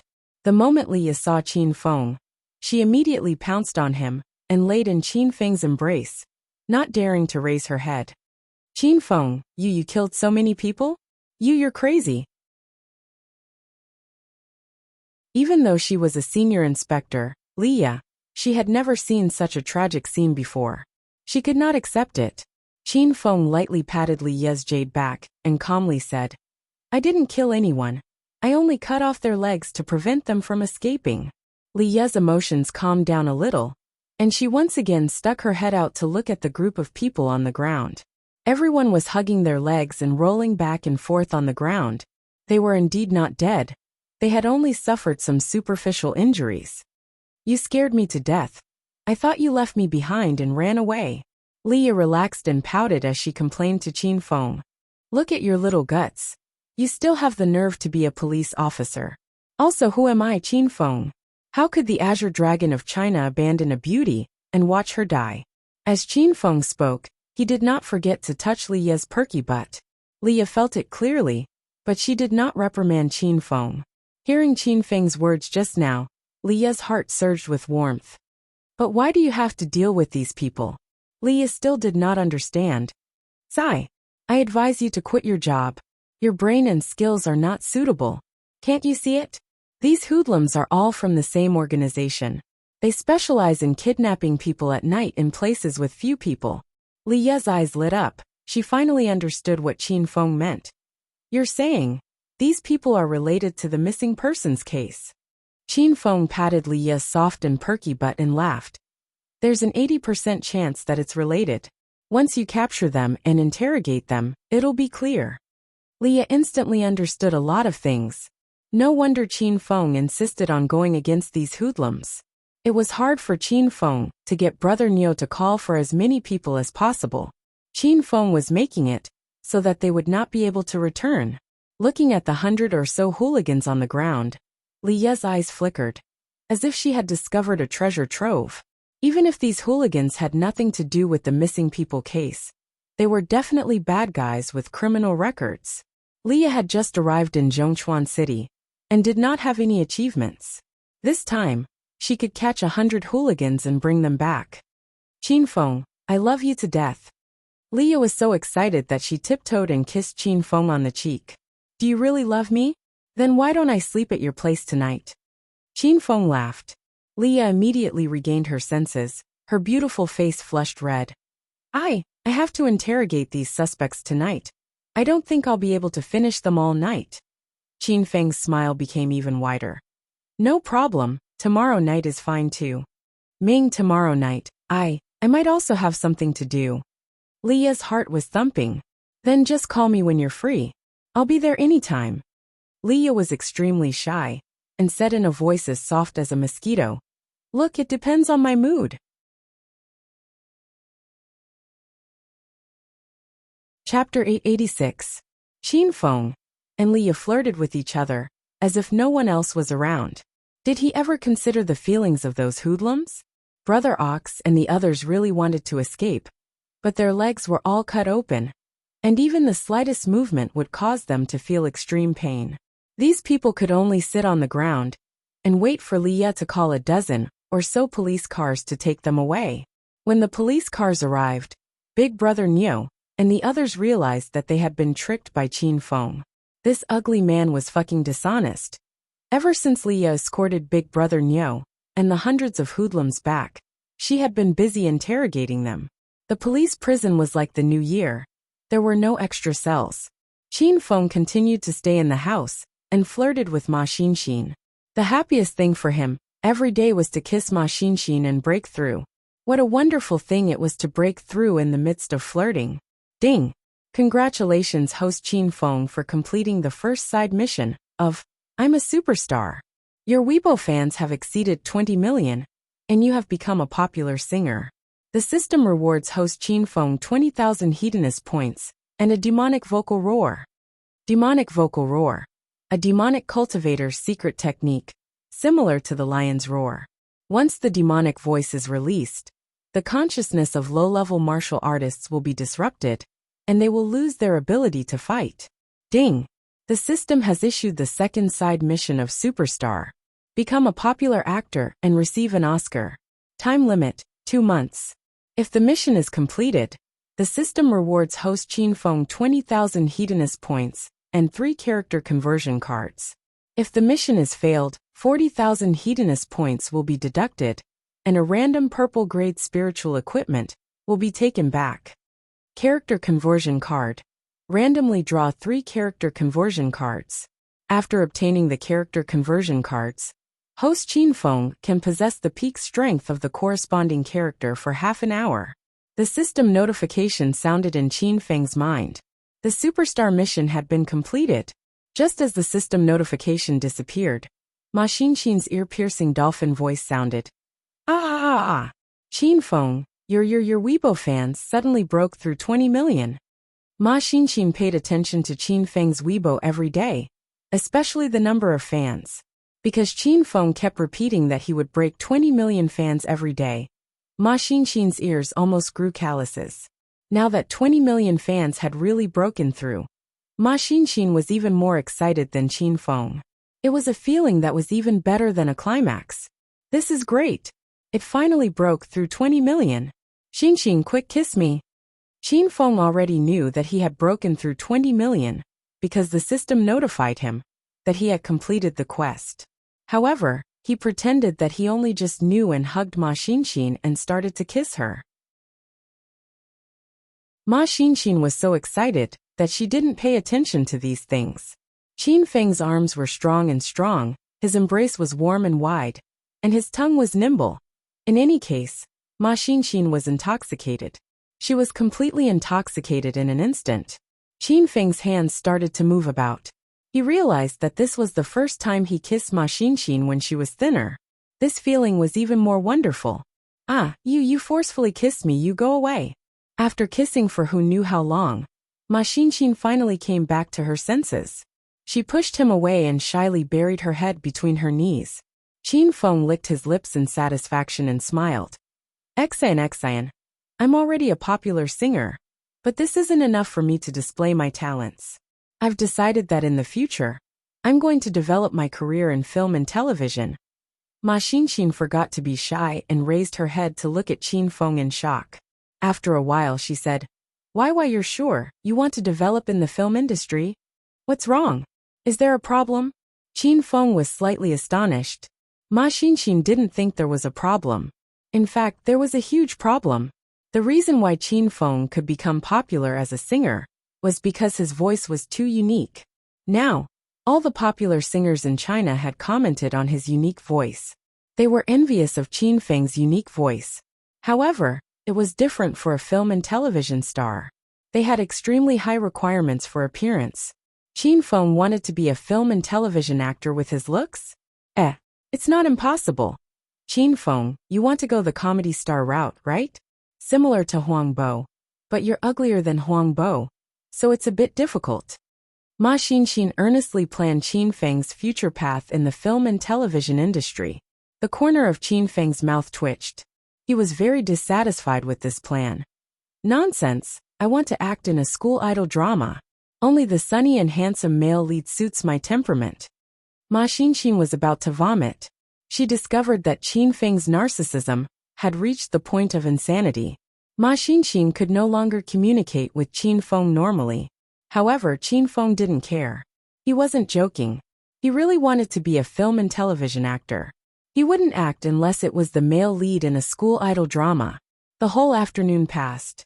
Ma Xinxin asked Qin Feng about being a film and television actor no less than 100 times. Qin Feng's answers were consistent and resolute. Ma Xinxin couldn't help but believe that Qin Feng was really crazy. Qin Feng, this is for you. You can choose yourself. After dinner, Ma Xinxin tossed a folder to Qin Feng. What's this? Qin Feng asked. Didn't you want to be a film and television actor? I talked to Chairman Du this afternoon. Chairman Du released 15 blockbuster movies that his company is going to invest in. All of them are popular IP masterpieces. Chairman Du said you can choose whichever one you like. Ma Xinxin had always complained that Qin Feng wasn't suitable for the film and television industry, but she still got things done quickly. Qin Feng knew that this girl didn't mean what she said. She obviously thought he was too handsome, and was afraid that he would leave her after he became famous as an actor. Xinxin, don't worry. For the sake of your efforts to help me these days, when I become a popular film and television actor, I will never abandon you. At that time, I will arrange the identity of Little 13 for you. You will be responsible for warming my bed every night. Qin Feng looked at Ma Xinxin seriously. Ma Xinxin was stunned. She didn't know where Qin Feng got the courage to say such words. Little 13. Even a mistress couldn't do it. It's still early. Don't dream. Hurry up and choose a film and TV series, so that I can reply to Chairman Du. Ma Xinxin curled her lips and muttered to herself. Alas! The IP masterpieces that Starlight Media spent a lot of money to create this time are going to be ruined. Qin Feng and Ma Xinxin leaned side by side against the headboard of the bed. Together, they chose 15 popular IP adapters. Wow! These are all popular IP adaptations. Left hand fast, right hand slow. This was my favorite romance novel when I was in junior high. And this sorrow is flowing into the sea. I secretly read this book in high school and cried a lot. This book. This is the one I'm most obsessed with among the tens of thousands of books I've read. Hedonist Sovereign. The author of this book is too talented. This is the most profound and tasteful book I've ever read. Ma Xinxin was startled. Qin Feng was almost dazzled by the beautiful white breasts on her chest. Qin Feng tried his best to calm himself down. Now was the time to get down to business. Qin Feng had also read Hedonist Sovereign. He also felt that this book was very profound. The protagonist was born hedonist and was uninhibited. He was admired and imitated by tens of thousands of people, but never surpassed. Qin Feng felt that the protagonist was very similar to him. Xinxin, what do you think of Hedonist Sovereign? Why don't you choose this one? Qin Feng asked. Of course Hedonist Sovereign is good, but do you want to act it? Why don't you change to another one? Ma Xinxin really liked Hedonist Sovereign, but when she thought about Qin Feng acting in this movie, Ma Xinxin was against it. Why should I change? You liked it, didn't you? And I. No matter if it's the outer image or the inner content, it fits the protagonist's image. Don't you think so? Ma Xinxin didn't think so. but she couldn't say it out loud to hurt Qin Feng. Why don't you act in God Blows Out the Light? There's a character with white hair in this movie. You can try it. What the hell is white hair? It's a corpse that doesn't rot for 1,000 years. Later on, white hair grows on its body. That's roughly what it means. Smoke rose from Qin Feng's head. Ma Xinxin was so scared that she immediately changed her words. Or you can act in Green Cat Sheriff. This is a sci-fi cartoon with a huge investment. It's filmed at the level of a Hollywood blockbuster. No character roles. You can do voice acting. Qin Feng could tell that after all this time. Ma Xinxin was still worried that he wouldn't want her after he became famous. She thought he was too handsome. Qin Feng didn't listen to Ma Xinxin's suggestion at all. He insisted on taking the script for Hedonist Sovereign. Ma Xinxin had no other choice. She decided that after this movie finished filming, she wouldn't go to the cinema. After deciding on the script, Qin Feng flipped through some of the filming information for Hedonist Sovereign. Ma Xinxin rummaged through another folder for a while and pulled out a stack of documents to hand to Qin Feng. This is the information sheet for the actors, producers, and directors of the Hedonist Sovereign movie. We've already finished preparing for this movie, and we're currently choosing the male lead. If you accept this movie, we can start shooting at any time. Ma Xinxin said reluctantly. Qin Feng was very happy. His goal was to finish the system's quests in the shortest amount of time possible. Okay, tell Little Du to stop the auditions. I'll be the male lead for this movie. Start filming as soon as possible. Ma Xinxin went to explain the situation to Chairman Du with a face full of disappointment. Qin Feng flipped through the script and the list of actors. After skimming through the script, Qin Feng liked this movie more and more. This was because there was only one male lead in Hedonist Sovereign and countless female leads. Qin Feng quickly looked at the list of actors for the female lead. The names on the first and second row excited Qin Feng. Female lead Rao Sherman. Female lead Zhang Kuku. So the pretty girl group has also accepted this movie. Then Qin Feng has to be the male lead even more. I wonder if there are any sex scenes? I need to ask Little Du to add more sex scenes. The more Qin Feng thought about it, the more excited he became. He continued to look at the list of actresses. Female lead Shui Er. Second female lead Fan Lingling. Third female lead Lin Juling. The list of actresses, from the first female lead to the 18th female lead, were all women who had an ambiguous relationship with Qin Feng in this movie. There were a total of 3 female leads. Aside from Rao Sherman and Zhang Kuku, Qin Feng had also heard of Shui Er. She was a popular young actress who suddenly became popular in the recent year. Every one of her teen movies was a hit in the box office. She crushed all the other movies of the same time period. Qin Feng was very satisfied with the 3 female leads. The second female lead to the 18th female lead were all famous female stars. Qin Feng could not wait to flirt with so many female stars. Qin Feng, why are you smiling like an idiot? Ma Xinxin came back after she finished talking with Chairman Du Xinxin. The female lead of this movie is the pretty girl group and Shui Er. Qin Feng shouted. Ma Xinxin slapped her forehead and began to pray for these 3 big stars. These 3 were Ma Xinxin's favorite stars. Who would have thought that their careers would be blocked so soon? Oh, Chairman Du said that this movie is reserved for you. You can look for him anytime. Ma Xinxin's mood plummeted. Her voice was weak.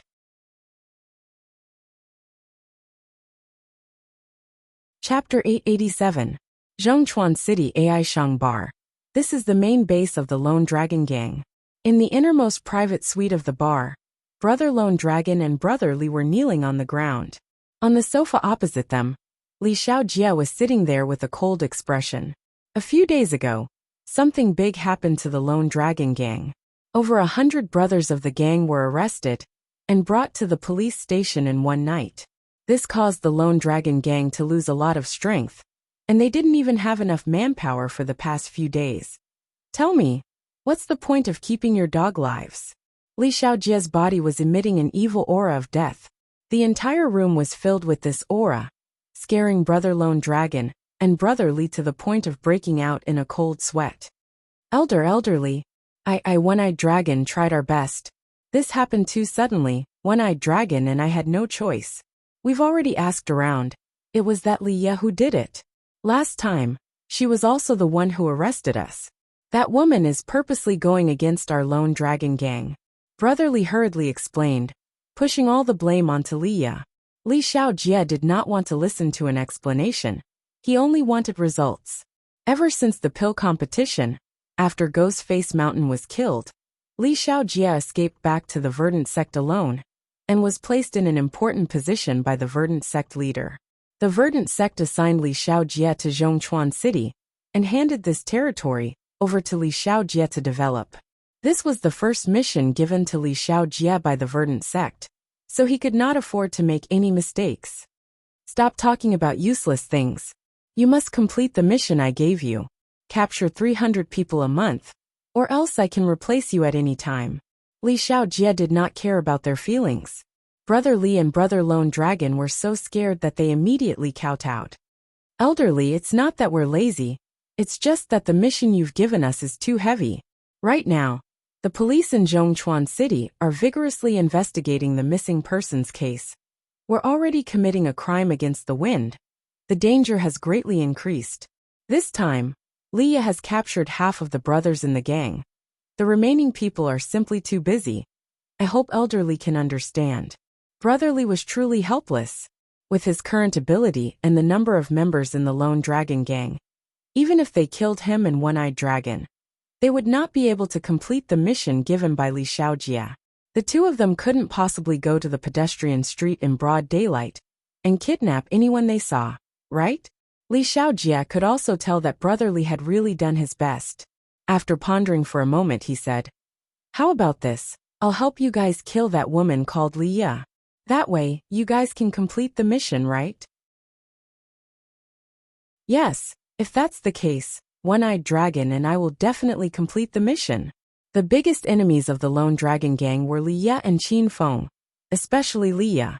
She was in a high position, and had seriously hindered the plan to kidnap people.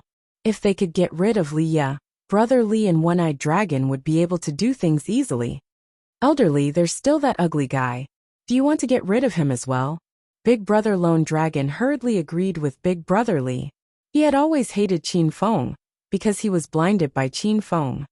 Yes, Elderly, that ugly toad man is very strong, and he has an affair with Liya. If you kill Liya, that ugly toad might take revenge on us. Brother Li and One-Eyed Dragon had personally witnessed Qin Feng's skills. They were so strong that it was inconceivable. He was someone who could calmly injure people in front of a dozen or so spears. Brother Li and One-Eyed Dragon were even worried in their hearts that Elderly was not that brat's match. Li Xiaojie held back a trace of coldness. He said disdainfully, "Look at you guys, you think you're powerful just because you're a human. Watch carefully. I'll take care of that dog couple when I'm free. You guys just need to continue with the kidnapping mission." Since Li Xiaojie had already said so, Brother Li and One-Eyed Dragon only needed to do as they were told. When they thought about how Liya and Qin Feng were going to be tortured to death, the two of them were extremely excited. After Qin Feng accepted the movie Playboy Sovereign, Director Du began to busy himself with preparations. After waiting for 2 days, Ma Xinxin received a call from Director Du, inviting her to the company to chat in detail with Qin Feng. Last time, Qin Feng swindled more than 10,000 yuan from the man in the white suit. Later, he gave all the money to Ma Xinxin. Ma Xinxin secretly went to a branded store to buy a white suit and a blue shirt for Qin Feng. Early this morning, Ma Xinxin helped Qin Feng change into the clothes. Qin Feng used to go out in a suit. He hadn't worn a suit for a month. Standing in front of the mirror and looking at himself in a well-ironed white suit, Qin Feng was about to faint from his handsomeness. "Qin Feng, are you done? If you keep looking at yourself, the mirror will break." Qin Feng was admiring himself when Ma Xinxin started to complain again. Qin Feng didn't care about Ma Xinxin's words. He just thought that Ma Xinxin was jealous of his handsomeness. The two of them dressed up, ate breakfast, and rushed to Starlight Media Company. Just as they arrived downstairs, Director Du was already waiting at the entrance with a group of company executives. "Mr. Zheng Shuai, I've been waiting for you." Director Du walked at the front with a thick smile on his face. The directors, vice presidents, and managers behind him didn't dare to talk to Qin Feng easily. They just greeted him politely and immediately retreated to the side with a smile. Little Du, how's the movie preparation going? Qin Feng had become immune to flattery and directly began to talk about business. Director Du led Qin Feng and Ma Xinxin all the way to the company. He always kept half a step behind Qin Feng. Mr. Zheng, don't worry about the movie. I've already contacted Hong Kong's House of Millions media company. The boss over there is waiting for you to go over and then start shooting. They had already walked into the hall. Qin Feng pulled Ma Xinxin to sit on the sofa in the reception area, as if he had come to his own home. Director Du waved his hand, and the group of executives retreated. Hong Kong's House of Millions media company? Why did you contact the boss over there? Qin Feng asked. Director Du was a little nervous and hurriedly explained. Mr. Zheng Shuai, there's something I haven't had time to tell you. The movie rights of the movie you chose, Hedonist Sovereign, were bought by Hong Kong's House of Millions media company. This time, their company is investing in the movie, and our Starlight Media is mainly arranging actors. Qin Feng frowned slightly. He thought that this movie was in the hands of Starlight Media. If this was the case, there would probably be some trouble. Mr. Zheng Shuai, this is all my fault. When Miss Xinxin confirmed the movie with me, I should have explained the situation. If Mr. Zheng Shuai isn't satisfied, you can choose another movie to shoot. Of the 18 movies that were sent to you last time, only Hedonist Sovereign is from Hong Kong's investors. The other 17 are all copyrighted by Starlight Media. You can shoot however you want. Qin Feng was worried about this. The copyright owner and investor were Hong Kong's House of Millions media company. Qin Feng wasn't familiar with them. If Qin Feng wanted to add a sex scene, what would he do if they didn't allow it? However, he couldn't shoot the other scenes with the pretty girls group in snow. There weren't that many female leads. Qin Feng really had a headache. Forget it, let's shoot this one. When the time comes, you can talk to the Hong Kong company and fight for the rights to adapt the script, Qin Feng said. Director Du was slightly stunned. He didn't understand what Qin Feng meant, but Director Du quickly came back to his senses. Okay, I'll do my best. After talking about the movie, both parties confirmed the shooting time. According to the regular schedule, they would leave for Hong Kong tomorrow to shoot the movie. After figuring out everything, Qin Feng prepared to go back and rest. Director Du hurriedly stood up to send him off. He even added, Mr. Zheng Shuai, I'll send a car to your place to pick you and Miss Xinxin at 8 a.m. tomorrow. The pretty girls group will go with you to Hong Kong. I've chartered a private plane. Mr. Zheng Shuai, you don't have to worry about this. Qin Feng had just stood up, but he suddenly sat back down. This confused Ma Xinxin and Director Du Zheng Shuai. Shall we go? Ma Xinxin asked. Ahem. I've been here for so long, but I haven't even had a cup of coffee. I'm a little disappointed, Qin Feng said after clearing his throat. Ma Xinxin was speechless. Isn't this Qin Feng too useless? He came to discuss a movie collaboration and only left after freeloading a cup of coffee? Director Du was stunned for a long time before he finally came back to his senses. He hurriedly yelled at the front desk. Quick, get 2 cups of coffee. Seeing that Qin Feng really wanted to drink the coffee, Ma Xinxin curled her lips and sat back down. Director Du was extremely depressed. This was the first time he met such a strange celebrity like Zheng Shuai. Qin Feng acted as if he didn't see everyone's astonished expression. He said carelessly, "Oh right. The pretty girls group is also going with us tomorrow? Where are they now?" Ma Xinxin and Director Du instantly understood Qin Feng's words. The two of them couldn't help but nod. Ma Xinxin even snorted coldly. Qin Feng's face turned red. He was a little embarrassed. Mr. Zheng Shuai, the pretty girls group's manager just contacted me. Their flight will arrive in Zhongchuan City in half an hour. I've already sent a car to pick them up, Director Du said truthfully. Qin Feng pretended to be calm and nodded. He sighed with emotion. Yes. By the time they arrive it'll be dinner time. The corner of Ma Xinxin's mouth twitched violently. She already guessed what Qin Feng wanted to do. However, Director Du didn't quite understand. He smiled and replied, "Yes, I've already booked a hotel and dinner for the pretty girls group. They can eat and sleep when they arrive." Qin Feng couldn't help but roll his eyes at Director Du. He continued, "Yes, they can eat when they arrive. Xin, what are we eating tonight?" Ma Xin knew that Qin Feng was going to say this. She turned her body and ignored Qin Feng. Director Du slapped his forehead and finally understood. "Ahem. Mr. Zheng Shuai, don't worry. I've prepared a banquet tonight. When the pretty girls group arrives, how about we have a meal together?" Qin Feng's expression was calm as he said, "Have a meal together? All right, since Director Du has already prepared, I won't spoil your mood." Director Du and Ma Xin looked at Qin Feng's flawless acting and didn't know what to say. However, Ma Xin suddenly had a trace of anticipation for the movie Hedonist Sovereign. With Qin Feng's superb acting skills, it was worth watching.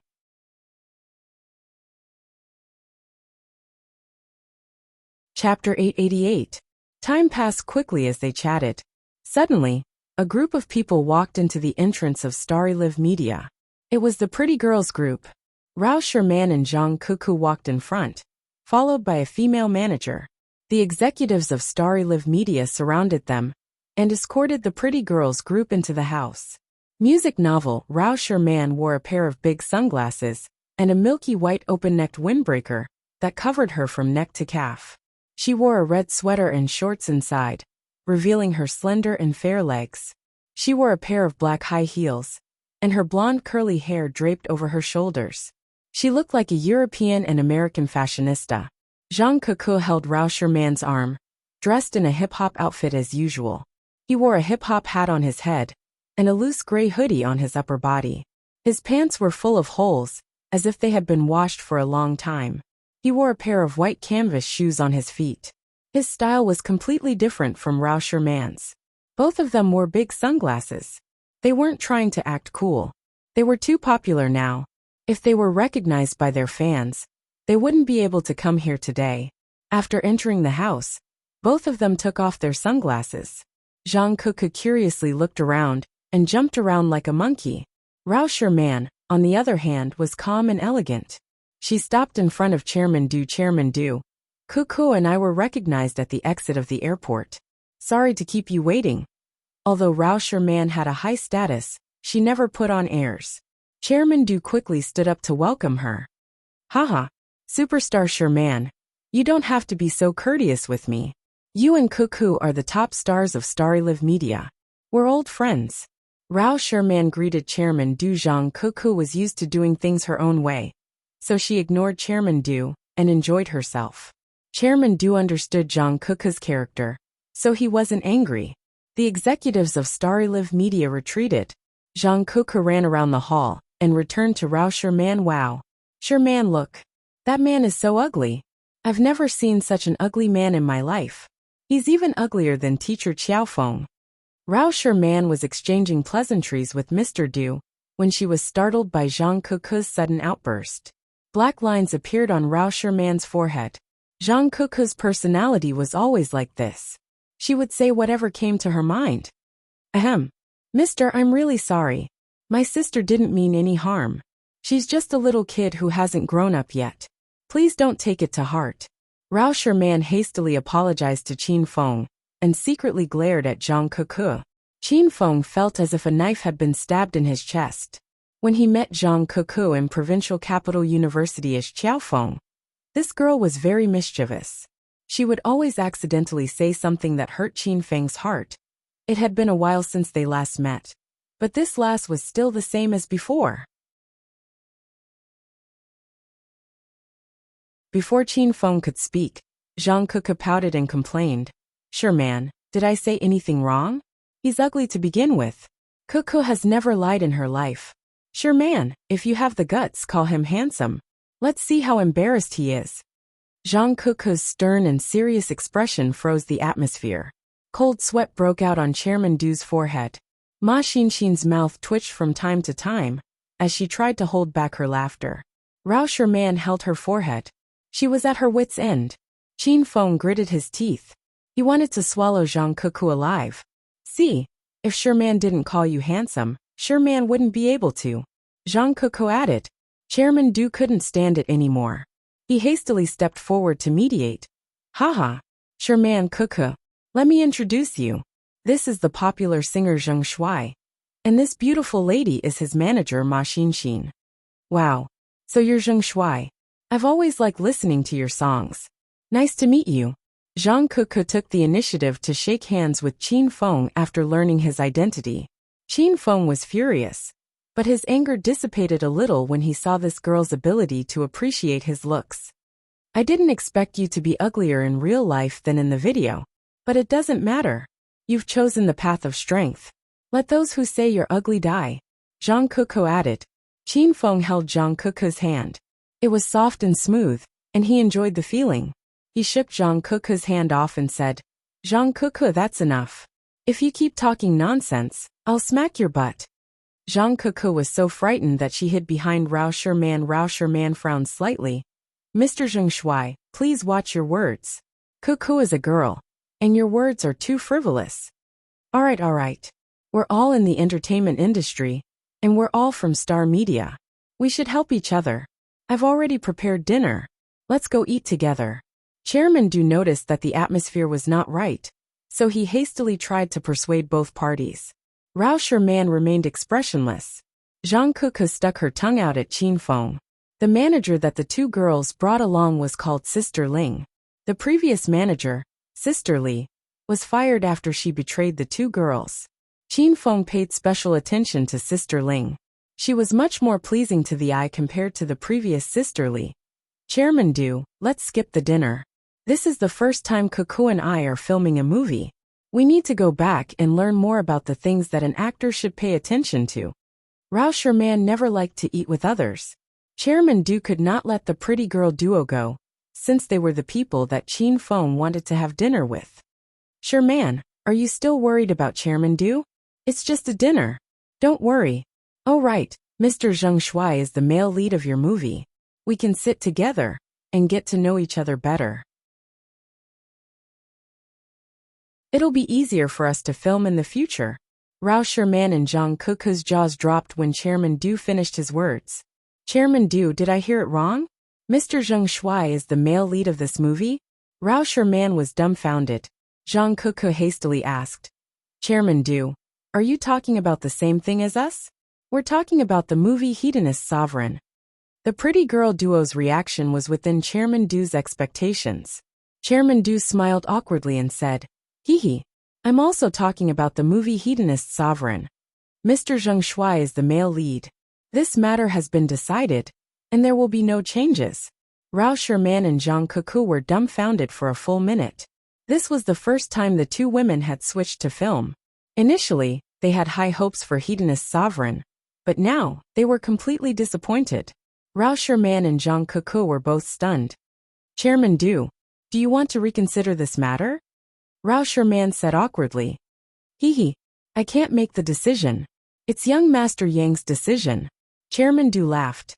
Rao Sherman and Zhang Kuku were at their wits' end when they heard that Yang Kan had appointed him as the male lead of Hedonist Sovereign. They couldn't change Yang Kan's mind. Sherman Kuku, let's have dinner together. Actually, Mr. Zheng Shuai is very talented. Maybe you'll learn to appreciate him after knowing him for a long time. Rao Sherman and Zhang Kuku couldn't reject Chairman Du's invitation. In fact, Rao Sherman and Zhang Kuku admired Zheng Shuai very much. Rao Sherman even supported Zheng Shuai on Weibo. But to appoint Zheng Shuai as the male lead of Hedonist Sovereign? Rao Sherman thought it was unreliable.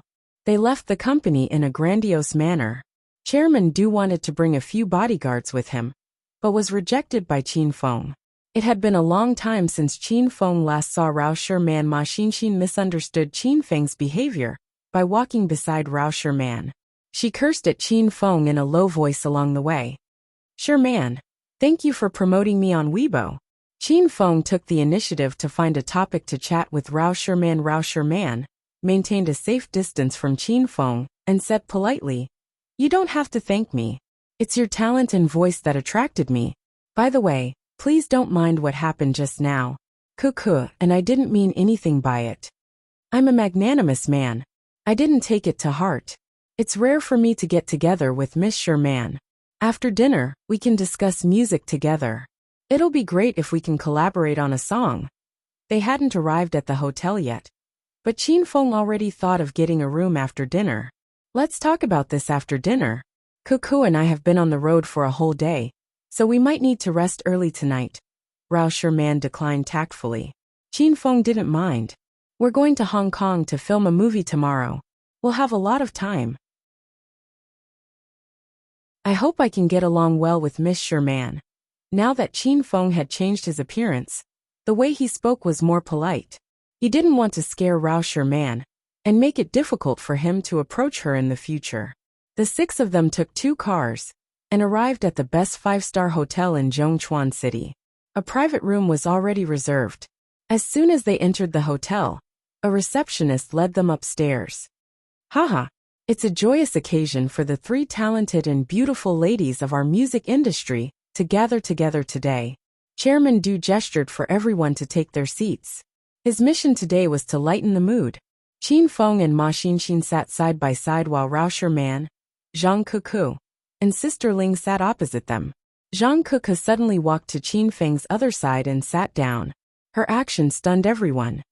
Cuckoo, you like sitting next to me? Very good, I'll get you some food later. Qin Feng looked at the lively and adorable Zhang Cuckoo.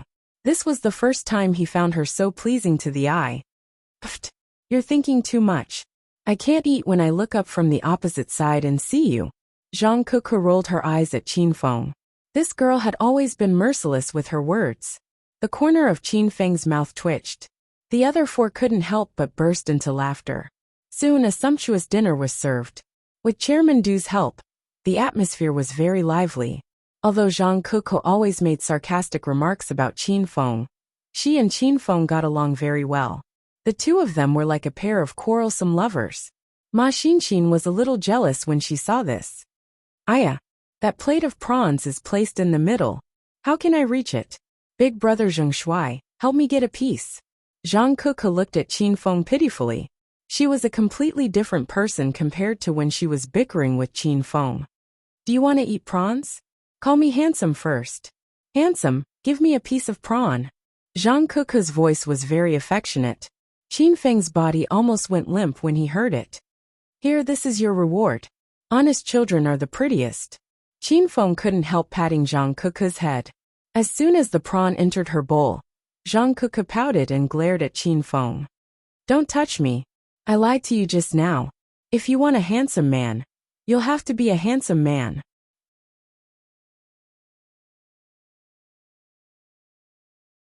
Chapter 889. Qin Feng had dominated China for 20 years, and he had always been the one who made others suffer. He had never suffered a loss. However, Qin Feng's protagonist aura was automatically shielded from Zhang Cuckoo. His temper flared throughout the meal. Zhang Cuckoo, on the other hand, became happier as she ate. Her hands were full of food, and her mouth was covered with grease. Her long legs were restlessly kicking, and Qin Feng's newly bought white trousers were stained black. Sherman, are you done eating?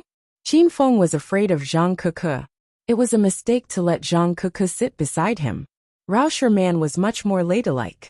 She wiped her mouth and never touched her chopsticks again. She sat quietly across from Zhang Cuckoo and Qin Feng and watched them bicker. I'm done eating. Rao Sherman smiled at Qin Feng politely. Everyone's relationship with each other improved after the meal. Cuckoo, look at Sherman. She has to take care of her figure during every meal. You're just like a little sow. Eat until you die. Qin Feng complained to Zhang Cuckoo and hastily went to Rao Sherman's side. Zhang Cuckoo's face was flushed with anger. However, her mouth was full of food. She stuttered for a long time, and no one understood what she was talking about. Sherman, since we're done eating, why don't we sing a song together? Qin Feng suggested. Chairman Du and Ma Xinxin immediately raised their hands in agreement. Rao Sherman and Qin Feng were the 2 representatives of the music industry. If they sang a song together, the video would go viral. I think Mr. Zheng Shuai's suggestion is very good. Miss Sherman, you must agree to it. That's great. That's great. I'll record a video for you. Ma Xinxin clapped her hands and cheered. She even skipped her meal and picked up her cell phone. ready to record at any time. Rao Sherman found it hard to refuse. Moreover, she really admired Zheng Shuai's voice. A few days ago, she thought it would be good to have a chance to sing a song together with Zheng Shuai. Alright, what song shall we sing? Rao Sherman stood up. Her tall and slender figure was very attractive. Let's sing your famous song. Because of You. Alright, let's sing a duet. Rao Sherman immediately agreed to Qin Feng's suggestion. She also wanted to sing Because of You. After the two of them finished discussing, they started to prepare. Qin Feng called for a wooden guitar while Rao Sherman stood to the side, ready to sing at any time. Qin Feng nodded at Rao Sherman. Then he strummed the zither. Instantly, a melodious yet sorrowful melody filled the room. Zhang Kuku forgot to continue eating the lobster in her hand as she stared at the melody with widened eyes. In an instant, Rao Sherman was intoxicated by the sound of Qin Feng's guitar. It was the first time Rao Sherman realized that an ordinary wooden guitar could produce such a beautiful and enchanting sound. Because of You, I will not give up on my dream. Because of You, there is light in front of me. Qin Feng opened his mouth and sang the first line, because he realized that Rao Sherman was still in a daze. His ethereal and hoarse voice rang out. Everyone used to listen to Qin Feng's songs on the internet. Now that they were listening to the live version, it was even more mesmerizing. Rao Sherman finally came back to her senses. It was time for her to sing. This song was composed by Rao Sherman herself, and the lyrics were also written by her. She felt that she was the only one who could sing this song with the feeling in her heart. But Rao Sherman didn't dare to speak after hearing Qin Feng's voice. We met in the summer 8 years ago. Time flies in the blink of an eye. I'm walking on the path of my dream. And it's all because of you. And you, where are you now? Rao Sherman opened her mouth. When she sang, her entire aura changed. Rao Sherman's voice was naturally unique. It was like the sound of nature. And everyone who listened to it was filled with enjoyment. It's because of you that there is yearning. It's because of you that there is loneliness. It's because of you that there is anticipation. It's because of you. It's because of you. My heart is filled with you. When it came to the chorus, Qin Feng and Rao Sherman sang together. Their voices were unique and each had their own unique characteristics. It was two different voices, but when combined, it reached a sublimation in the depths of the soul. Ma Xinxin was already crying. President Du's eyes were slightly red and swollen. Sister Ling lowered her head and wiped the tears from the corner of her eyes. Even Zhang Kuku became quiet. This silly girl actually became quiet? This was the first time Qin Feng saw Zhang Kuku being so quiet since he knew her. It was another sweet-sounding sweep, signifying the end of the song. Everyone was still immersed in the beautiful melody with a touch of sadness, unable to come back to their senses. Since Zhang Kuku was a frequent singer of this song, she was the first to regain her senses. Then, she continued to peel the lobster shell in her hand as if nothing had happened. The squeaking sound destroyed the beautiful atmosphere. Rao Sherman had yet to return to her senses. She was still intoxicated by the melody of Qin Feng's guitar. Rao Sherman remembered that she had collaborated with many people for this song. She had even forgotten the names of some of them. However, the most memorable collaboration that left a deep impression on Rao Sherman was when she resonated with Qin Feng in the Qin mansion. At that time, Qin Feng was playing the piano while Rao Sherman sang. Both of them had reached a soul-deep connection, and it was an unforgettable experience for Rao Sherman. However, tonight, Rao Sherman found that soul-deep connection again. And this time, it was the ugly-looking Zheng Shuai who caused her soul to climax. Rao Sherman gradually regained her senses, and a blush appeared on her fair and charming face. Rao Sherman's heart raced. She was a little excited, and a little guilty at the same time. Rao Sherman felt that she had cheated on him. She clearly liked Qin Feng, but she fell in love with Zheng Shuai during the song. Although that feeling was fleeting and Rao Sherman had calmed down now, the feeling of their souls merging with each other was real and profound. Therefore, Rao Sherman blamed herself for betraying Qin Feng and cheating on him in a split second. Clap, clap, clap. The room was filled with applause. Ma Xinxin and the others had regained their senses. Ma Xinxin, Chairman Du, and Big Sis Ling applauded from the bottom of their hearts. They'd all heard Qin Feng and Rao Sherman sing, "Because of You Alone," but it was only tonight that they realized this song had reached a whole new level. "Miss Xinshin, did you record the part just now?" Chairman Du looked at Ma Xinshin excitedly. This video was a treasure. Chairman Du planned to post it on his own platform and publicize it. I don't know. I was lost in thought while listening to it. Let me watch it first." Ma Xinshin remembered that she had recorded the video. She quickly checked her phone. Fortunately, the video was successfully recorded.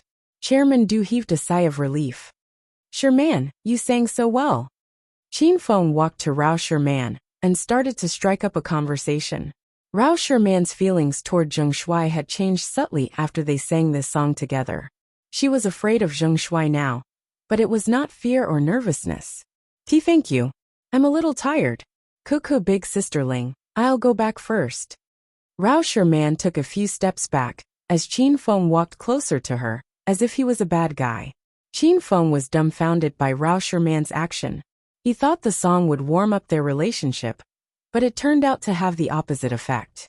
"Chairman Du, can I buy some lobsters and crabs for supper?" Zhang Kuku didn't forget about the delicious food before she left. Chairman Du didn't dare to provoke Zhang Kuku. This girl was too crafty. Chairman Du hastily ordered the waiter to pack the lobsters and crabs for Zhang Kuku. Zhang Kuku was so happy that she couldn't close her mouth. "Everyone, I'll go back with Sherman and Big Sister Ling now. See you tomorrow, ugly man." Zhang Kuku stabbed Qin Feng before she left. Qin Feng almost chased after her to give her a good beating. Qin Feng didn't want to stay any longer after Rao Sherman and Zhang Kuku left, so he left with Ma Xinshin. Ma Xinshin was unhappy as soon as they stepped out of the hotel. She pinched Qin Feng's waist. Qin Feng was caught off guard, and he grimaced in pain. Xian, did you eat too many crabs? Why did you start pinching me?" "You're the one who ate too many crabs. I just want to pinch you." Ma Xinshin pouted her lips and acted like an unreasonable person. Ever since Qin Feng met the pretty girl duo, he had ignored Ma Xinshin. Ma Xinshin ate alone, and she was so angry that she was almost full. "You want to pinch me? It's not like I can't. Why don't you nibble down there?" Qin Feng glanced at Ma Xinshin, and then at his belly button. Ma Xinshin was stunned. She stared at Qin Feng in disbelief. She didn't expect Qin Feng to say something so shameless. "You're the one who said it, you big jerk. I'll strangle you to death." Ma Xinshin was really angry, and she was afraid of herself when she was angry. Qin Feng was afraid, but not because he was afraid of pain. In fact, it didn't hurt at all. In fact, it felt good. However, they were on the street, and Qin Feng was almost killed by the stares from the passers-by. "Sherman, what are you thinking? You didn't even talk to me on the way back." While Qin Feng and Ma Xinshin were having fun, Rao Sherman and Zhang Kuku were bored in the car back to the hotel. Kuku, what did you just say?" Rao Sherman came back to her senses. Her cheeks were flushed again. She couldn't help but recall the scene when she sang a duet with Zheng Shuai. "Sherman, are you possessed by a ghost? Is your soul taken away by a ghost?" Oh no, Sherman. Don't tell me you've fallen in love with Zheng Shuai?" Zhang Kuku was so flustered that the chauffeur could feel someone kicking the back of his seat. What nonsense are you talking about? Don't talk nonsense, or I'll get angry." Rao Sherman was startled. She quickly glared at Zhang Kuku. Zhang Kuku put on an indifferent expression and continued. "Sherman, don't you like Qin Feng? You have to be faithful to teacher Qiao Feng. You can't fall in love with someone else. That Zheng Shuai is ugly and naughty. He's not a good person, so don't fall in love with him." Zhang Kuku lectured Rao Sherman earnestly, making it seem as if Rao Sherman really liked Zheng Shuai. "You damned girl. I'll sew your mouth shut if you continue to talk nonsense." Rao Sherman felt as if she was caught having an affair. Her heart beat even faster. Zhang Kuku hastily covered her mouth and moved her butt away from Rao Sherman. She continued to mutter, "This is too scary. The entertainment circle is too scary. Sherman is going to find Qin Feng as her husband and Zheng Shuai as her manager." You're tuning in to the Dreamy Chapters YouTube channel. We're so grateful for your support. And don't forget to subscribe to join us on this incredible journey through captivating stories. Your generosity through donations truly makes a world of difference, as it's the primary source of revenue that allows me to expand and enhance this channel for you. Thank you from the bottom of my heart for being a part of this adventure.